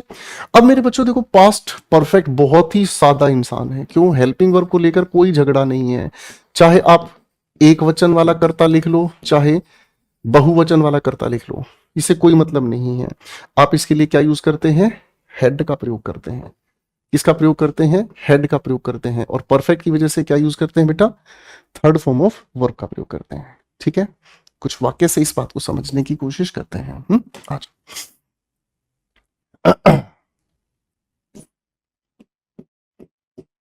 खिलजी, खिलजी रतन सिंह को धमकी दे चुका था। आप सभी ने देखी है पद्मावत फिल्म, चलो अंग्रेजी बनाकर दिखाओ, ठीक है, अंग्रेजी बनाकर दिखाओ, ठीक है।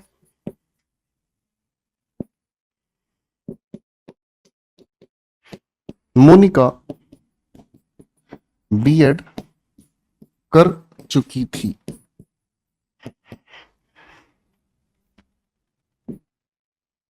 Where had Raman forgotten his bag.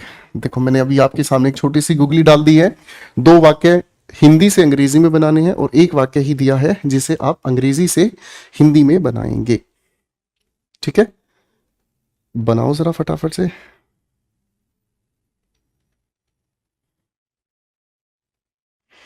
आओ मेरे बच्चों समझते हैं।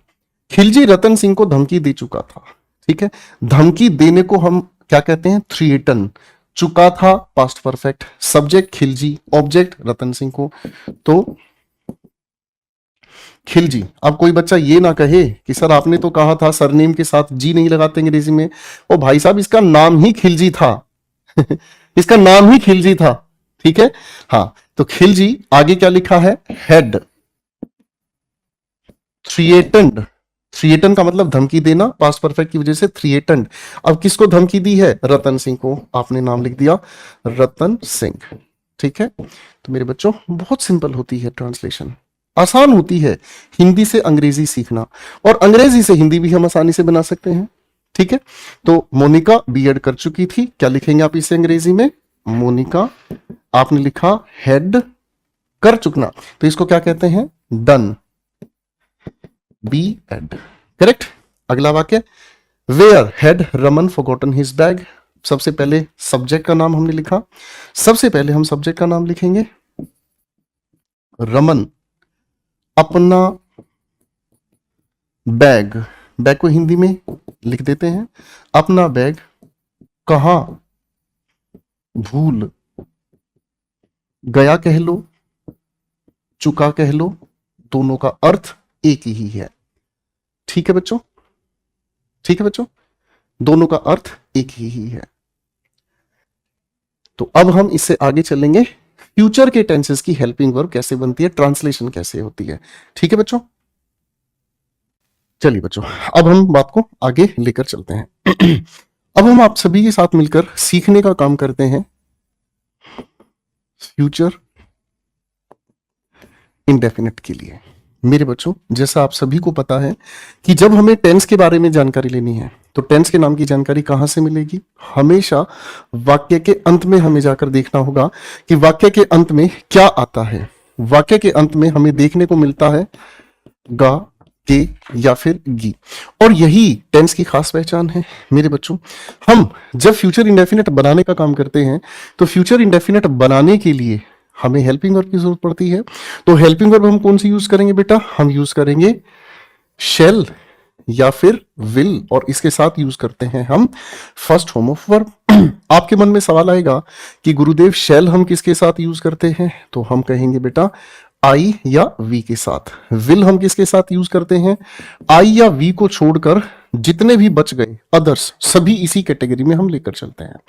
अदर्स का मतलब क्या होगा भाई? अदर्स का मतलब हो गया, आप इसमें लेकर आएंगे यू को, ही को, शी को, इट को, दे को, किसी भी इंसान, व्यक्ति, वस्तु, स्थान आदि के नाम को, ठीक है। चलो, अब इस बात को समझने के लिए ना मैं आप सभी के सामने कुछ वाक्य लिखूंगा, आप जरा इन लिखे हुए वाक्यों को बनाकर दिखाएंगे फटाफट से। मैं आपको एक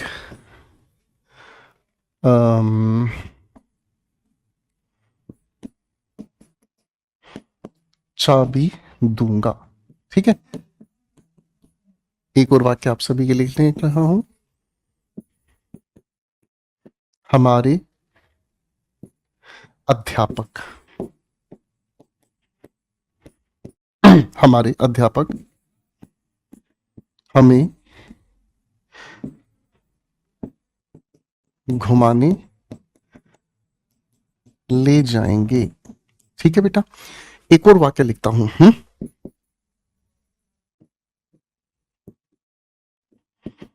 हीना विल होस्ट अ पार्टी। मेरे प्यारे दोस्तों, आपको करना क्या है? इन लिखे हुए दोनों वाक्यों को अंग्रेजी में लिखना है और इसकी आपको हिंदी लिखकर दिखानी है। चलो बेटा, शुरू करो फटाफट से। आओ बच्चों, अब इस लिखे हुए वाक्य को ध्यान से देखेंगे। लिखा है मैं आपको एक चाबी दूंगा, सब्जेक्ट क्या है? आई। आपको, ये क्या है? ऑब्जेक्ट। एक चाबी दूंगा, आई के साथ हमने लिखा शेल, देने के लिए फर्स्ट फॉर्म हमने चुनी गिव, आई शेल गिव। आगे हमने लिखा यू और उसके बाद एक चाबी हमने कहा की। कहानी बिल्कुल सिंपल हो गई है ना। हमारे अध्यापक हमें घुमाने ले जाएंगे, ठीक है ना। हमारे का वजह क्या हो गया? ये अध्यापक एक से ज्यादा हो गया, हमारा अध्यापक है तो एक होता, तो आप इसे अंग्रेजी में लिखेंगे आर टीचर्स। क्या लिखेंगे मेरे बच्चों? Are teachers. आगे हमने लिखा विल, ठीक है ना। आगे क्या लिखा है? हमें घुमाने ले जाएंगे, ठीक है ना। अब घुमाने ले जाने का मतलब क्या हुआ? टेक अस टू अ या ऑन अ टूर। टूर का मतलब होता है घूमना, ठीक है, और टेक अस का मतलब ले जाना, ठीक है। हीना विल होस्ट अ पार्टी। हीना, सबसे पहले आपने इसको एज इट इज लिखा, हीना विल होस्ट क्या है? करेगी क्या? एक पार्टी। हीना एक पार्टी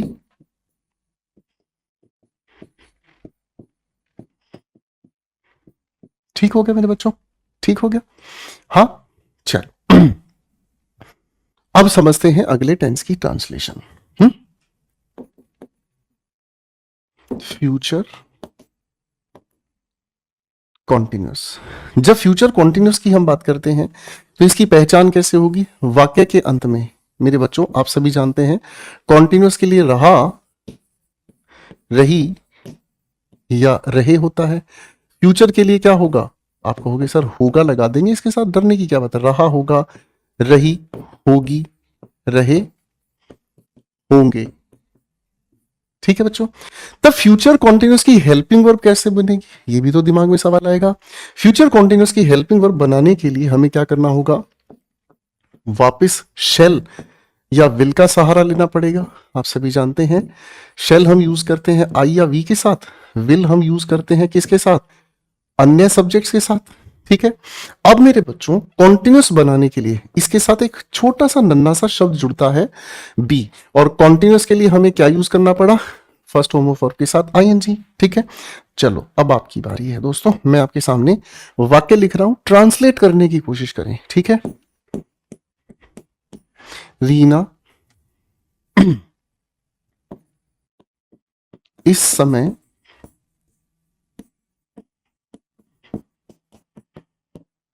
सो रही होगी।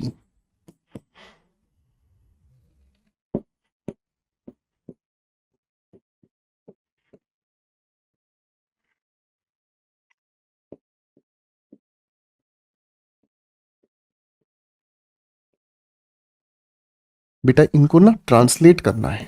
ठीक है, मैं आप सभी के साथ वही वाक्य बनाना चाह रहा हूं जिन वाक्य को हम आम बातचीत में लिखते हैं, बनाते हैं। ठीक है, इन दो वाक्यों को तो आपको अंग्रेजी में लिखना है और यहां मैं लिख रहा हूं आपके लिए दो वाक्य। ठीक है ना,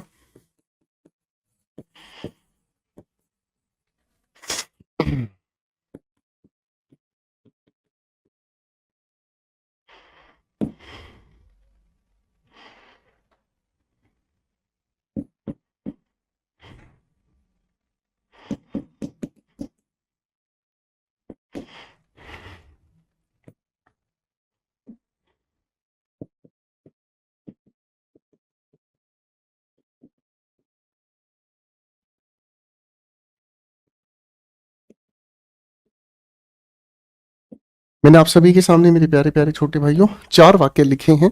इन लिखे हुए चारों वाक्यों को ध्यान से समझने का काम करेंगे और मुझे बताएंगे इन लिखे हुए चारों वाक्यों में आप क्या कहेंगे।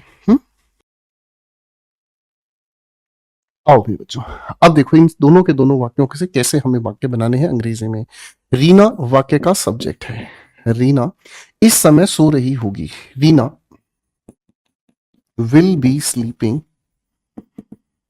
और इस समय को आप नाउ कह लो या एट दिस टाइम कह लो, एक ही बात है।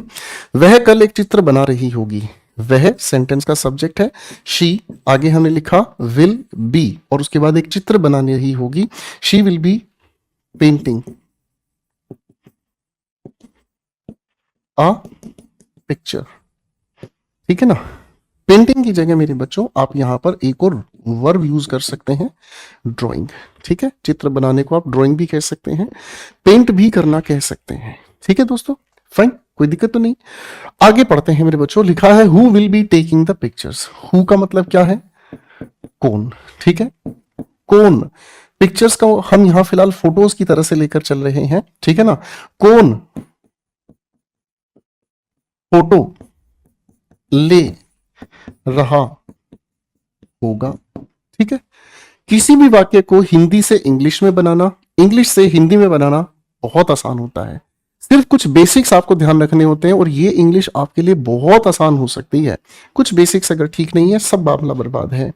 Raj will not be telling the truth, तो आप इसकी हिंदी कैसे बनाएंगे? Raj will not be telling the truth, सच नहीं बोल रहा होगा। खत्म। ठीक है बेटा, बिल्कुल आसान हो गया।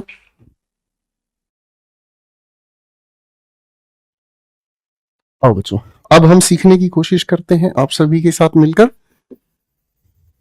फ्यूचर का परफेक्ट टेंस। मेरे बच्चों किसी भी टेंस की पहचान कहाँ मिलती है, सभी को याद है, वाक्य के अंत में। परफेक्ट के लिए हमने क्या यूज किया, चुका, चुकी या चुके। ठीक है, कभी कभी हमें वाक्य के अंत में लिया या ली जैसा भी वाक्य के अंत में लिखा हुआ शब्द नजर आ जाता है। ठीक है, और परफेक्ट होने के फ्यूचर की अगर हम बात करते हैं तो होगा, होगी, होगे अंत में देखने को मिल जाता है। मेरे बच्चों, अब फ्यूचर परफेक्ट को जब भी हम बताने का काम करते हैं तो हम विल या शेल बिल्कुल उसी तरीके से हम विल का यूज करते हैं अदर्स के साथ, शेल का हम यूज करते हैं आई या वी के साथ। मेरे बच्चों, परफेक्ट बनाने के लिए हमने इसके साथ किसको जोड़ा, हैव को, और वर्ब की कौन सी फॉर्म जोड़ दी, थर्ड फॉर्म को। ठीक है, ये हेल्पिंग वर्ब बन गई, सारे वाक्य बना सकते हो, पता ही नहीं चलेगा, है ना। चलो, मैं आपके सामने 2 वाक्य लिख रहा हूं, ठीक है ना।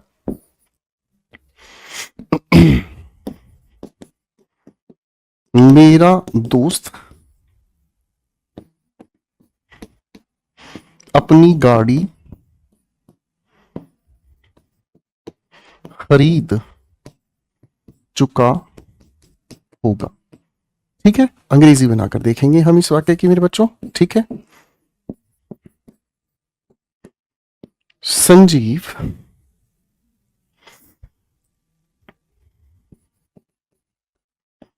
अपने घर जा चुका होगा। एक वाक्य अंग्रेजी में लिखता हूं, आप उसे हिंदी में बनाकर दिखाएंगे, ठीक है ना।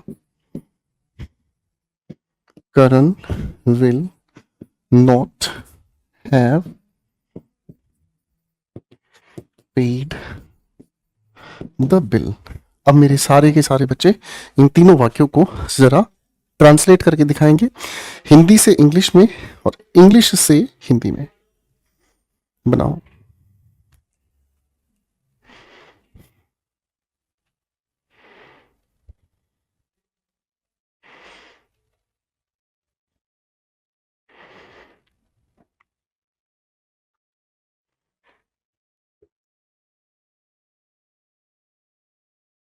शाबाश।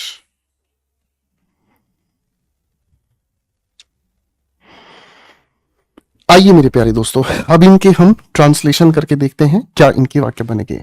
मेरा दोस्त, ये सब्जेक्ट है, आपने इसे लिखा माई फ्रेंड अपनी गाड़ी खरीद चुका होगा। My friend will have bought अपनी गाड़ी। अब अपनी गाड़ी किसके लिए कह रहा है, मेरे दोस्त के लिए, तो आप क्या कहेंगे, हिज कार। ठीक है, यहां पर ये जो हिज कार है वो किसके लिए यूज हुआ है, दोस्त के लिए। ठीक है, संजीव अपने घर जा चुका होगा, वाक्य का जो हमारा सब्जेक्ट है कौन है, संजीव। विल हैव, उसके बाद हम क्या कहेंगे, अपने घर जा चुका हो, जाने के लिए क्या कहेंगे, गो, और गो की थर्ड फॉर्म हमने लिखी, Sanjeev will have gone to his house. ठीक है, ओके बच्चों, खत्म, ओके फाइन। अब आगे पढ़ते हैं। Karan will not have paid the bill. Karan, यही हमारे वाक्य का सब्जेक्ट है। ठीक है, Karan will not have paid the bill, Karan ने बिल नहीं जमा या फिर अदा किया होगा। ठीक है बच्चों, तो ये हमारे सामने बहुत प्यारे प्यारे वाक्य बन गए। ठीक है, तो ये हो गया हमारे सामने फ्यूचर परफेक्ट टेंस। ठीक है, तो सबसे पहले हम लोगों ने क्या क्या समझा, एक बार सारे बच्चे मेरे साथ मिलकर इस चीज को रिवाइज करेंगे। सबसे पहले हम लोगों ने समझा सेंटेंस के आधार पर पुरानी बात रिवाइज की, फिर हमने टेंस को समझने का काम किया, टेंस की बात हम लोगों ने समझी, इसकी हिंदी में परिभाषा समझी, टेंस पहचानते कहां से हैं ये हमने समझा, इंग्लिश और हिंदी के वाक्यों के ढांचे क्या होते हैं, फिर हम लोगों ने समझने का काम किया टेंस को अंग्रेजी में किस तरीके से लिखने का काम किया जा सकता है, और इसके हमने 3 ही टेंसेस पढ़े हैं। क्यों मेरे बच्चों, क्योंकि ये जो हमारा चौथा खतरनाक शिकारी है इसका नाम है परफेक्ट के साथ किसको जोड़ देना, कॉन्टिन्यूअस को। इसको समझने के लिए, जोड़ने के लिए हमें वक्त चाहिए, और वो हम आपके मेन स्ट्रीम कोर्स में ही समझाते हैं। तो ये वाली बात थोड़ी अधूरी हमने छोड़ी है बच्चे। अब हमने सारे के सारे टेंसेस को एक एक करके आप सभी के लिए तैयार किया है, एक एक करके इन सभी के सभी टेंसेस की ट्रांसलेशन आपको समझाई है। हिंदी से इंग्लिश में कैसे लिखेंगे और इंग्लिश से इसे हिंदी में कैसे लिखेंगे, हम लोगों ने आप सभी के लिए ये सारे के सारे टेंसेस की खूबसूरत बात समझने का काम किया। ठीक है बच्चों, अब वाक्य जब भी हम बनाते हैं सेंटेंसेस के परिवार में टेंसेस से थोड़ा सा दूर, थोड़ा सा आगे निकलते हैं या थोड़ा सा अगर पहले रह जाते हैं तो कुछ ऐसे भी वाक्य हैं जो हमें बनाने आने चाहिए। और वो वाक्य क्या है हमारे सामने, वो वाक्य कैसे बनाए जाते हैं, हम कोई भी सब्जेक्ट लिखते हैं, बड़े ध्यान से समझना बाबू, हम कोई भी सब्जेक्ट लिखते हैं, सब्जेक्ट के बाद हम लिखने का काम करते हैं या तो इज एम आर, ठीक है, या फिर हम लिखने का काम करते हैं क्या चीज, वॉज वर। इन्हीं दोनों के बारे में ध्यान से समझना है। और यहां हम इसके ठीक बाद लिखने का क्या काम करते हैं, हम यहां लिखने का काम करते हैं ऑब्जेक्ट नहीं, ना ना ना ना ना ना, ऑब्जेक्ट नहीं, हम क्या लिखने का काम करते हैं, ऑब्जेक्ट नहीं लिखते हैं। तो ऑब्जेक्ट ना लिखने की वजह हम यहां पर लिखते हैं कुछ ऐसा जो सब्जेक्ट की जानकारी को पूरा कर दे, और इसी को हम कहते हैं सब्जेक्ट कॉम्प्लीमेंट। क्या नाम देते हैं बेटा, जो सब्जेक्ट की जानकारी को पूरा कर दे, क्या कर दे, जो सब्जेक्ट की जानकारी को पूरा कर दे, हम उसके बारे में बताने का काम करते हैं। तो इसे हम कहते हैं क्या, सब्जेक्ट कॉम्प्लीमेंट। अब ये जो सब्जेक्ट कॉम्प्लीमेंट है किसकी जानकारी हमें देता है, आप कहोगे इस लिखे हुए सब्जेक्ट की। ठीक है, आओ थोड़ा सा इस बात को ध्यान से समझते हैं मेरे बच्चों। इज का मतलब होता है। इसका हम प्रयोग करते हैं जब हमारा सब्जेक्ट कैसा हो, एक वचन हो, यानी कि सिंगुलर। एम की हिंदी क्या होती है, ये यूज होता है सिर्फ आई के लिए। आर की अगर हम बात करते हैं तो आर का हिंदी होता है, और इसको हम यूज करते हैं जब हमारा कर्ता बहुवचन हो, यानी कि प्लूरल हो। वॉज का हम तब यूज करते हैं जब हिंदी निकल कर आती है था या फिर थी, और ये यूज होता है किसके लिए मेरे बच्चों, सिंगुलर के लिए। ठीक है भाई, फिर आता है हमारे सामने वर। जब वर का हम प्रयोग करते हैं तो इसकी हिंदी निकल कर आती है थे, और मेरे बच्चों इसको हम प्रयोग में लेकर आते हैं किसके लिए, प्लूरल के लिए। ठीक है, अब इस बात को थोड़ा सा मैं समझाना चाहूंगा, बड़े प्यार से समझने का काम करना। देखो मेरे प्यारे दोस्तों, मैं आप सभी के सामने दो वाक्य लिख रहा हूं। ठीक है, मैंने कहा राहुल एक डॉक्टर से मिला, एक वाक्य मैंने लिखा। और फिर एक वाक्य मैंने आपके सामने लिखा, राहुल एक डॉक्टर है। ठीक है, अब इन दोनों के दोनों लिखे हुए वाक्यों को बड़े ध्यान से समझना। दोनों वाक्यों में एक फर्क समझ में आएगा मेरे प्यारे प्यारे बच्चों। यहां राहुल सब्जेक्ट है, हमने सब्जेक्ट की जगह राहुल लिख दिया। मिलना, जिसके अंत में हमें आ ए ई या ये ई, ता था ते थे ती थी, अगर हमें ये मिल जाए तो हमें पता चल जाता है वो कौन सा टेंस है। कौन सा टेंस है भाई, आप कहोगे सर या ये ई आ ता था ते थे ती थी, ये तो अपने आप में पास्ट इंडेफिनिट है। जब पास्ट इंडेफिनिट है ये, तो मेरे बच्चों हमें पास्ट इंडेफिनिट की पहचान से मिलना, मिलने की फर्स्ट फॉर्म क्या होती है, मीट, इसी की सेकंड फॉर्म क्या होती है, मेट, इसी की थर्ड फॉर्म क्या होती है, मेट। पास्ट इंडेफिनिट में हम प्रयोग करते हैं किस चीज को, सेकंड फॉर्म को प्रयोग करते हैं। तो राहुल हमने कहा मेट, और उसके बाद हमने ऑब्जेक्ट के नाम पर लिख दिया और डॉक्टर, है ना। यानी कि राहुल ने मिलने का काम किससे किया, एक डॉक्टर से मिलने का काम किया। राहुल ने मिलने का काम किससे किया, आप कहोगे सर एक डॉक्टर से मिलने का काम किया। अब मेरे बच्चों ये तो हो गई हमारे पास कौन सी बातचीत, ये हो गई हमारे पास ऐसी बातचीत जिसमें हम लोगों को सब्जेक्ट मिला, वर्ब मिला, और इस वर्ब का ऑब्जेक्ट मिला। बोलो हाँ। लेकिन अगर दूसरे वाक्य की हम बात करते हैं मेरे प्यारे छोटे भाइयों, तो हमने लिखा पहले किस चीज को, राहुल। ठीक है, यहां सिर्फ है लिखा है, यहां सिर्फ है लिखा है। अब इस है का मतलब क्या हुआ, इज। ठीक है, आ डॉक्टर, आपने यहां पर इसको लिख डाला आ डॉक्टर। ठीक है, यानी कि यहां पर तो मिलने का क्या हुआ है, यहां पर मिलने का हुआ है एक्शन। क्या हुआ मेरे बच्चों, यहां पर मिलने का क्या हुआ है, एक्शन। आप लोगों को बिल्कुल शुरू में एक खूबसूरत सी बात मैंने बताई थी मेरे प्यारे दोस्तों, और वो क्या बताई थी, बड़े ध्यान से समझने की कोशिश करना। देखो देखो देखो, बड़े प्यार से समझने की कोशिश करना। टेंस हम कहते हैं काल, क्रिया का रूप जिससे किसी काम का करना, जब किसी काम का करना, जब भी किसी काम को किया जाता है तो काम को करना क्या कहलाता है मेरे बच्चों, एक्शन कहलाता है। बोलो हाँ। किसी काम का होना या उसकी अवस्था को हम कहते हैं क्या चीज, स्टेट। क्या कहते हैं, स्टेट, यानी कि ये उसकी क्या है, अवस्था है ना। अब मेरे बच्चों, यही चीज हम लोगों को बड़े प्यार से यहां समझनी है।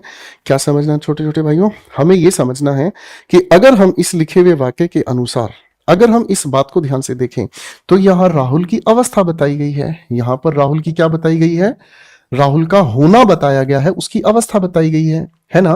यहां पर तो कोई काम हुआ है, मिलने का एक काम हुआ है। यहां पर क्या है, यहां पर राहुल की अवस्था बताई है, राहुल का होना बताया है कि राहुल एक डॉक्टर है। तो मेरे छोटे भाइयों, इस लिखे हुए वाक्य में यहां पर ये जो राहुल लिखा है ना मेरे भाइयों, बड़े प्यार से समझना, यहां ये राहुल लिखा है, ये है तो सब्जेक्ट। ये हमारे पास एक ऐसी वर्ब है जो अवस्था बताती है, और इस अवस्था के बाद ये हमारे सामने ऑब्जेक्ट नहीं लिखा है।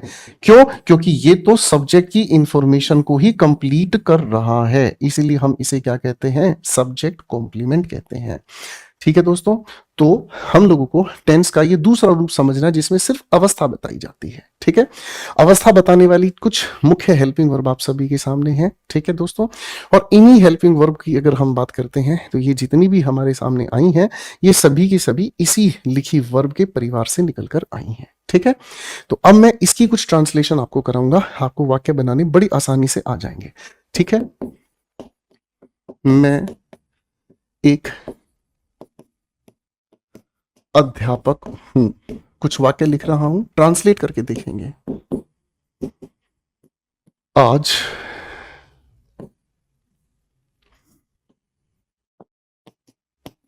दिवाली है, कल,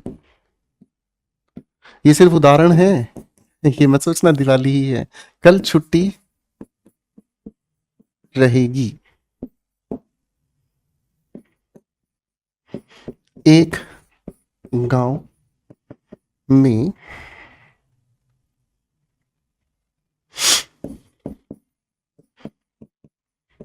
एक गरीब किसान था।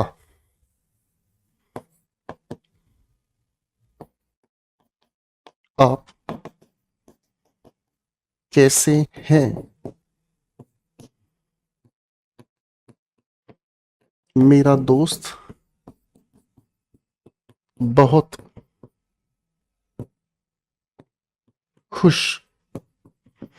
6 वाक्य मेरे बच्चों आप सभी के सामने लिखे हैं, जरा इनकी ट्रांसलेशन बनाकर दिखाएं। जरा इन लिखे हुए वाक्यों को मेरे प्यारे दोस्तों, इन लिखे हुए प्यारे प्यारे वाक्यों को जरा ट्रांसलेट करके दिखाएं।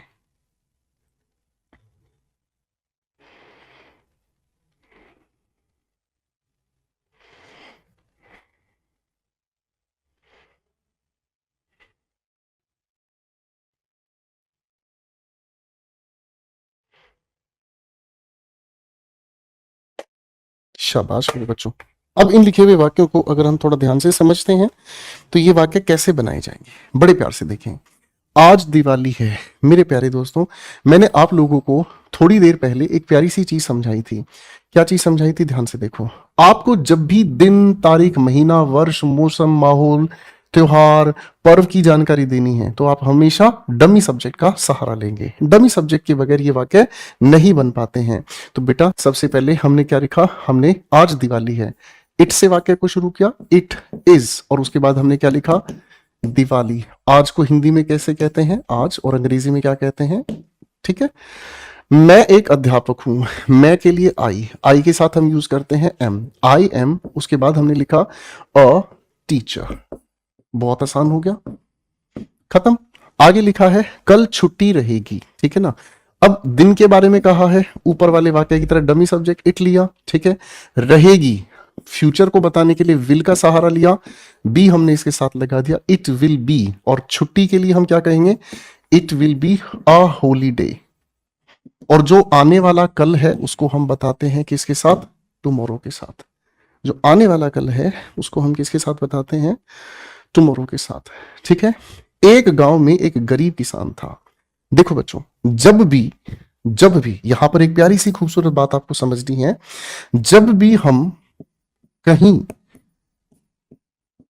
किसी का होना, मैंने क्या कहा? जब भी हम कहीं किसी का होना बताते हैं,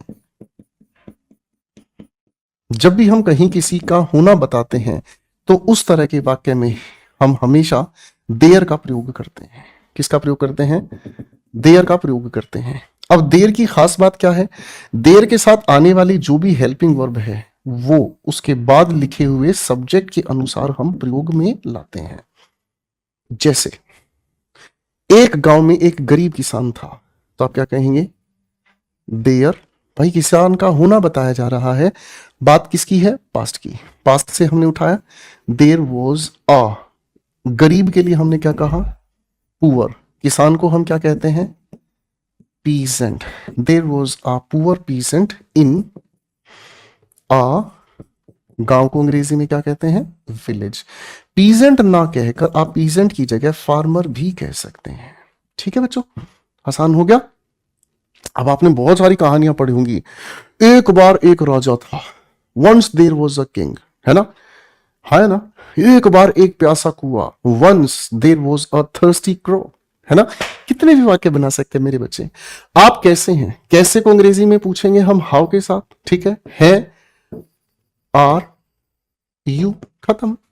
मेरा दोस्त बहुत खुश है, सब्जेक्ट के नाम पर क्या आएगा? मेरा दोस्त। माई फ्रेंड है, इज। बहुत खुश, बहुत के लिए लिखा वेरी, और खुश के लिए क्या लिखा भाइयों ने? Happy. My friend is very happy. मेरा दोस्त बहुत खुश है। करेक्ट हो गया बेटा? कोई दिक्कत नहीं? ठीक है बेटा, इजी हो गया। चलो एक बार फिर से कोशिश करते हैं।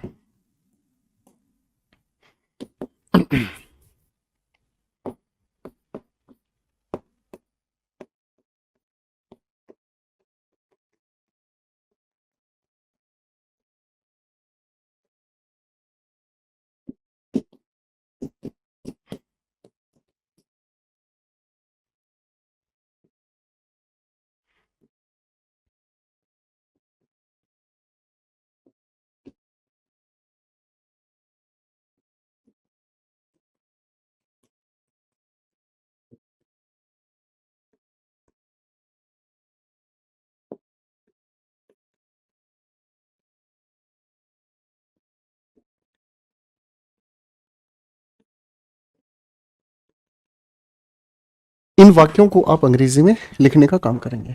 ठीक है, इन वाक्यों को आप अंग्रेजी में लिखने का काम करेंगे।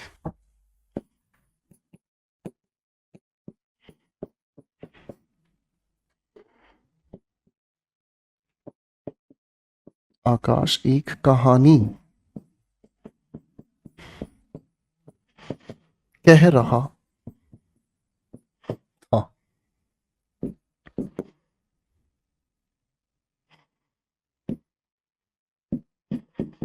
कल मेरा जन्मदिन था।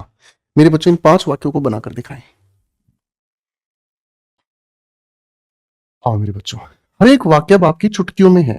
एक एक करके। मैं दिल्ली में रहता हूं, आप कहोगे आई। ता हूं, प्रेजेंट इंडेफिनिट।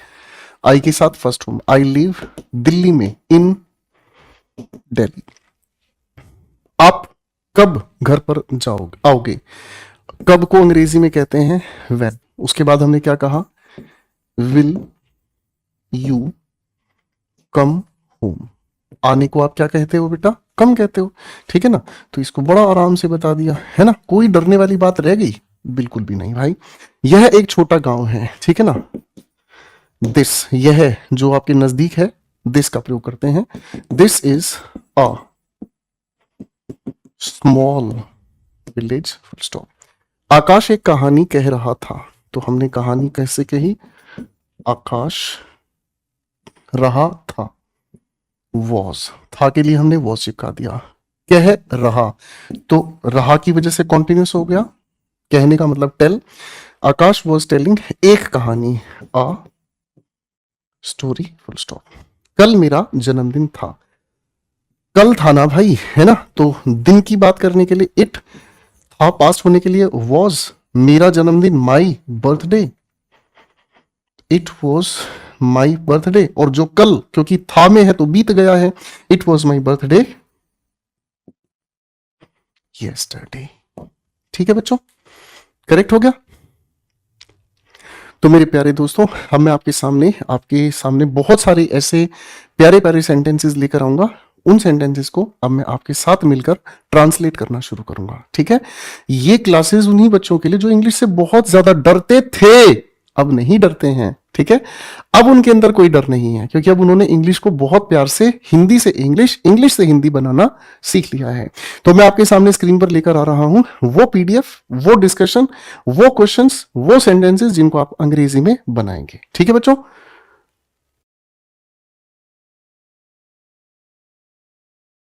आओ बच्चों, अब देखो पहला सवाल हमारे सामने है, राम कानपुर जाता है। सबसे पहले सब्जेक्ट कौन है? राम। जाता है, जाने को हमने क्या कहा? गो। ता है present indefinite, goes to Kanpur. खत्म। अगला सवाल, वह एक जादूगर है। वह है लड़के के लिए यूज हुआ, ही है के लिए इज लिख दिया, एक जादूगर, अ मैजिशियन। मैजिशियन किसे कहते हैं? आप सभी जानते हैं, जादूगर के लिए। ठीक है, लड़कियां गाना नहीं गाती हैं। लड़कियां आपने कहा गर्ल्स। ठीक है, ती है प्रेजेंट इंडेफिनिट, प्लूरल के लिए डू लगा दिया, आगे हमने नोट लगा दिया, डू नोट सिंग।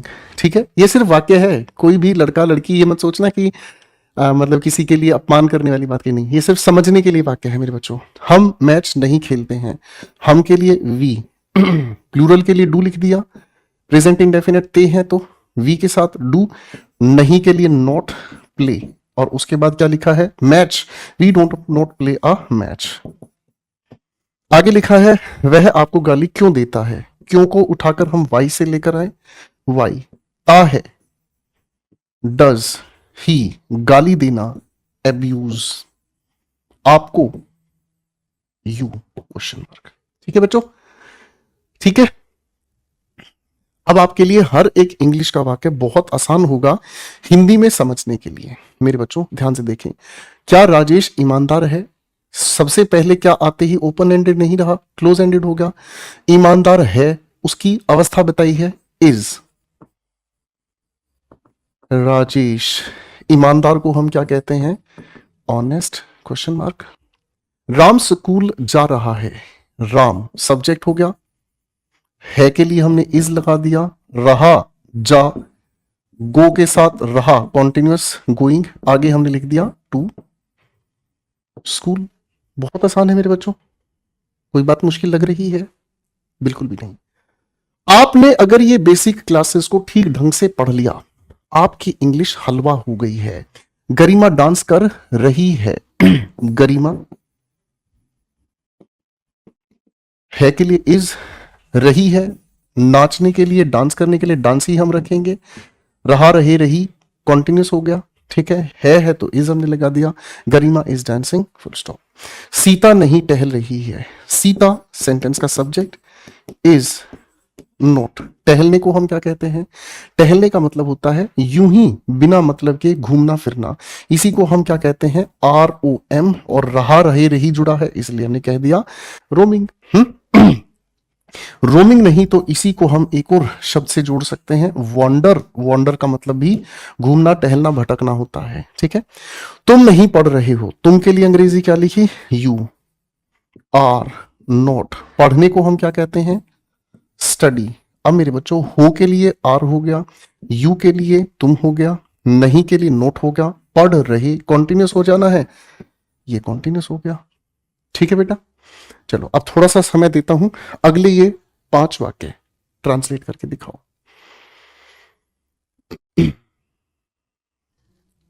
अगले ये 5 वाक्य जरा ट्रांसलेट करके दिखाओ बेटा। शाबाश, नाइस। चलो मेरे बच्चों, मैं आपकी मदद करता हूं। बड़े प्यार से समझने का काम करेंगे। क्या सीता तुम्हें पत्र नहीं लिख रही है? रही है, प्रेजेंट कॉन्टिन्यूस हो गया। क्या शुरू में आते ही हेल्पिंग वर्ब हमें चाहिएगी? इज सीता, यहां क्या लिखा है? Not. Is Sita not. Right हमारी मुख्य वर्ब है। आप रही है कॉन्टिन्यूस ले जाने के लिए आईएनजी जोड़ गए। Is Sita not writing a letter. अब यहां पर इस लेटर के साथ एक और चीज जुड़ी है, तुम्हें। तो लेटर किसको लिख रही है? To you. ठीक है बेटा, फाइन। आइए मेरे बच्चों अगले वाक्य पर आते हैं। वे लोग दिल्ली क्यों नहीं जा रहे हैं? क्यों को हमने सबसे पहले लिखा वाई, रहे हैं आर, नॉट। वाई आर पहले हम लिखने की कोशिश करेंगे। वे लोग, देखो मेरे बच्चों एक बात ध्यान से समझना, दे का मतलब वे भी होता है, दे का मतलब वे लोग भी होता है। ठीक है ना, दे का मतलब क्या होता है? वे भी होता है, और दे का मतलब बहुत सारे वे लोग हैं जिनकी बात आप कर रहे हैं। वाई आर दे नॉट, उसके बाद गोइंग टू दिल्ली, खत्म। राम यह बात बोल चुका है, चुका है प्रेजेंट परफेक्ट। राम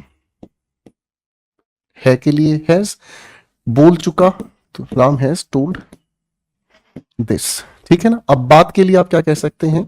बात के लिए आप स्टेटमेंट कह सकते हैं या फिर टॉक भी कह सकते हैं। हम हॉकी खेल चुके हैं, चुके हैं present perfect. We have played hockey. ठीक है बेटा, इजी। अगले वाक्य पर आ जाओ। मेरा भाई नहीं खेल चुका है, माई ब्रदर। माई ब्रदर चुका है, सिंगुलर की वजह से हैज। नहीं, नॉट, नहीं खेल चुका है। आसान हो गया बेटा, ठीक है, बेहद आसान हो गया। चलो अगले कुछ वाक्य हैं, अब इन वाक्यों को बनाकर दिखाएं, बनाकर दिखाएं बेटा।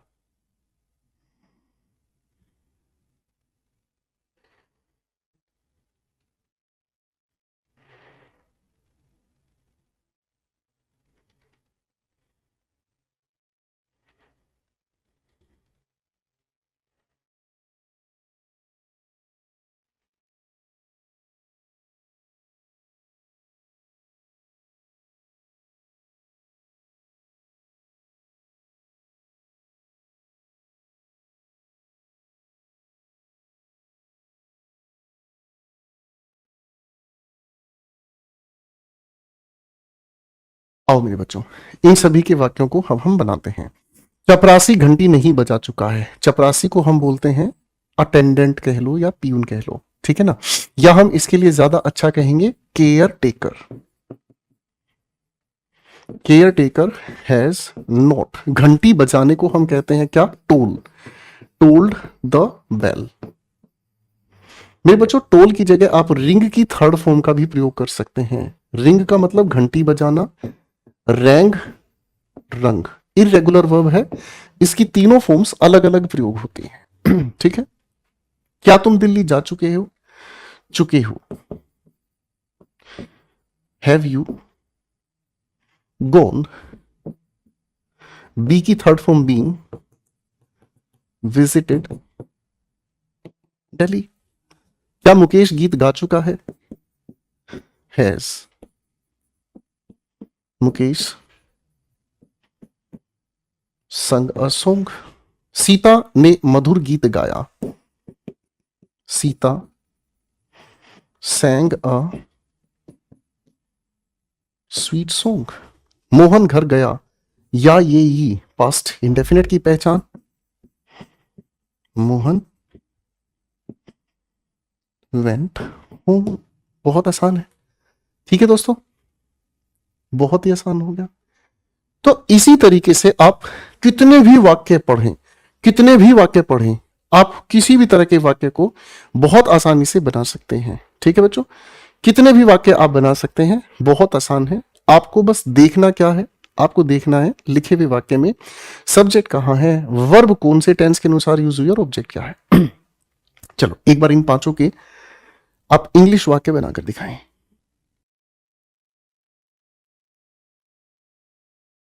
आओ बच्चों, वाक्य बनाने की कोशिश आपके साथ मिलकर करते हैं। बड़े ध्यान से। वह मरीजों का इलाज कर रहे थे पास्ट कॉन्टिन्यूअस। वह ही वॉज इलाज कर रहे थे। ट्रीट का मतलब होता है इलाज करना। रहे थे कॉन्टिन्यूअस बनाने के लिए आईएनजी वॉज के साथ। He was treating the patients. वह पतंग नहीं उड़ा रहा था। आपने कहा he was not flying the kites.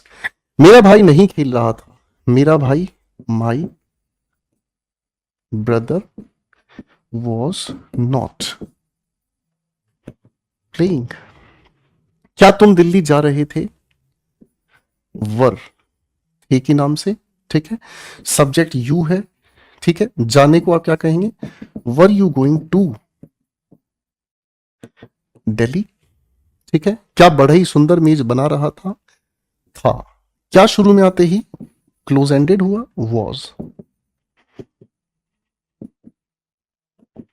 Was the carpenter. आगे क्या कहेंगे? Making a beautiful. मेज को हम क्या कहते हैं? टेबल, ठीक है। और आखिर में लगा दिया क्वेश्चन मार्क, ठीक है। आखिर में क्या लगा दिया बेटा? Question mark. करेक्ट है।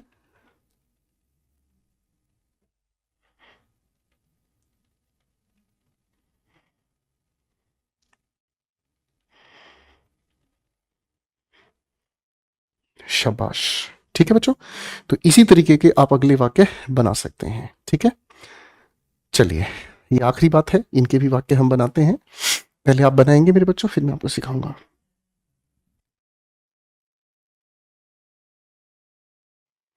आओ मेरे बच्चों, इनको भी बनाकर देखते हैं। राम कल कानपुर जाएगा। गा राम सब्जेक्ट हो गया। विल गो, या फिर हम कहेंगे विजिट कानपुर। गा को देखकर हमें समझ में आई ये कल आने वाला है, इसी के लिए हम क्या रखेंगे अंग्रेजी में? टुमारो। तुम कल एक पत्र लिखोगे। गे तुम, you will write a letter tomorrow. Gopal आज विद्यालय नहीं जाएगा। गोपाल जाएगा। विल नेगेटिव बनाने के लिए नॉट गो टू स्कूल। यहां क्या लिखा है? आज। आज को हम क्या लिखेंगे मेरे बच्चों? टुडे, ठीक है। अगला वाक्य हमारे सामने है। सीता कल अपना पाठ याद नहीं करेगी। Sita will note. याद करने को हम कहते हैं लर्न।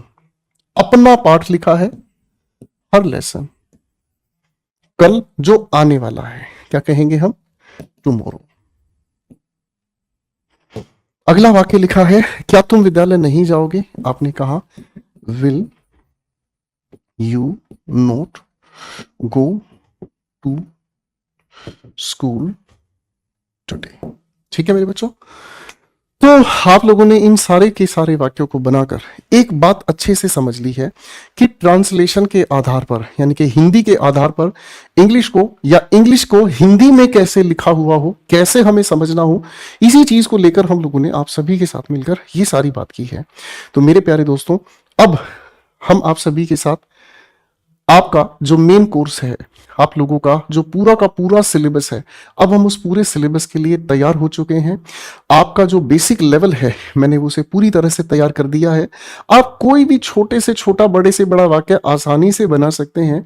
आप उसको ट्रांसलेट करके किसी के सामने बोल सकते हैं। किसी का बोला हुआ वाक्य आप आराम से समझ सकते हैं। और इसी चीज की जो जरूरत है ना दोस्तों, ये ट्रांसलेशन की जो जरूरत है आप लोगों को मदद करेगी आप लोगों की कॉम्प्रीहेंशन सोल्व करने में। याद करो, एक पूरा कॉम्प्रीहेंशन पैसेज आपके सामने आएगा। आप जब हर एक वाक्य का अर्थ अच्छे से समझ लोगे, हर एक वाक्य का अर्थ समझ लोगे, तो पूरा पैसेज आपको आ जाएगा, और पैसेज अगर आपको समझ आ गया तो आप आंसर भी बना पाओगे। ठीक इसी तरीके से अगर आप अच्छे तरीके से अर्थ समझना सीख गए तो आपको नई वोकैबुलरीज भी याद करने में खुद ब खुद मजा आएगा। तो मेरे प्यारे दोस्तों, अब आप सभी का स्वागत है आपकी एक बहुत ही खूबसूरत जर्नी की तरफ, जो अब की बार आखिरी बार आपको इंग्लिश के लिए हमेशा के लिए तैयार करेगी। आप सभी का दिल से स्वागत है आपके इस फाउंडेशन बैच में।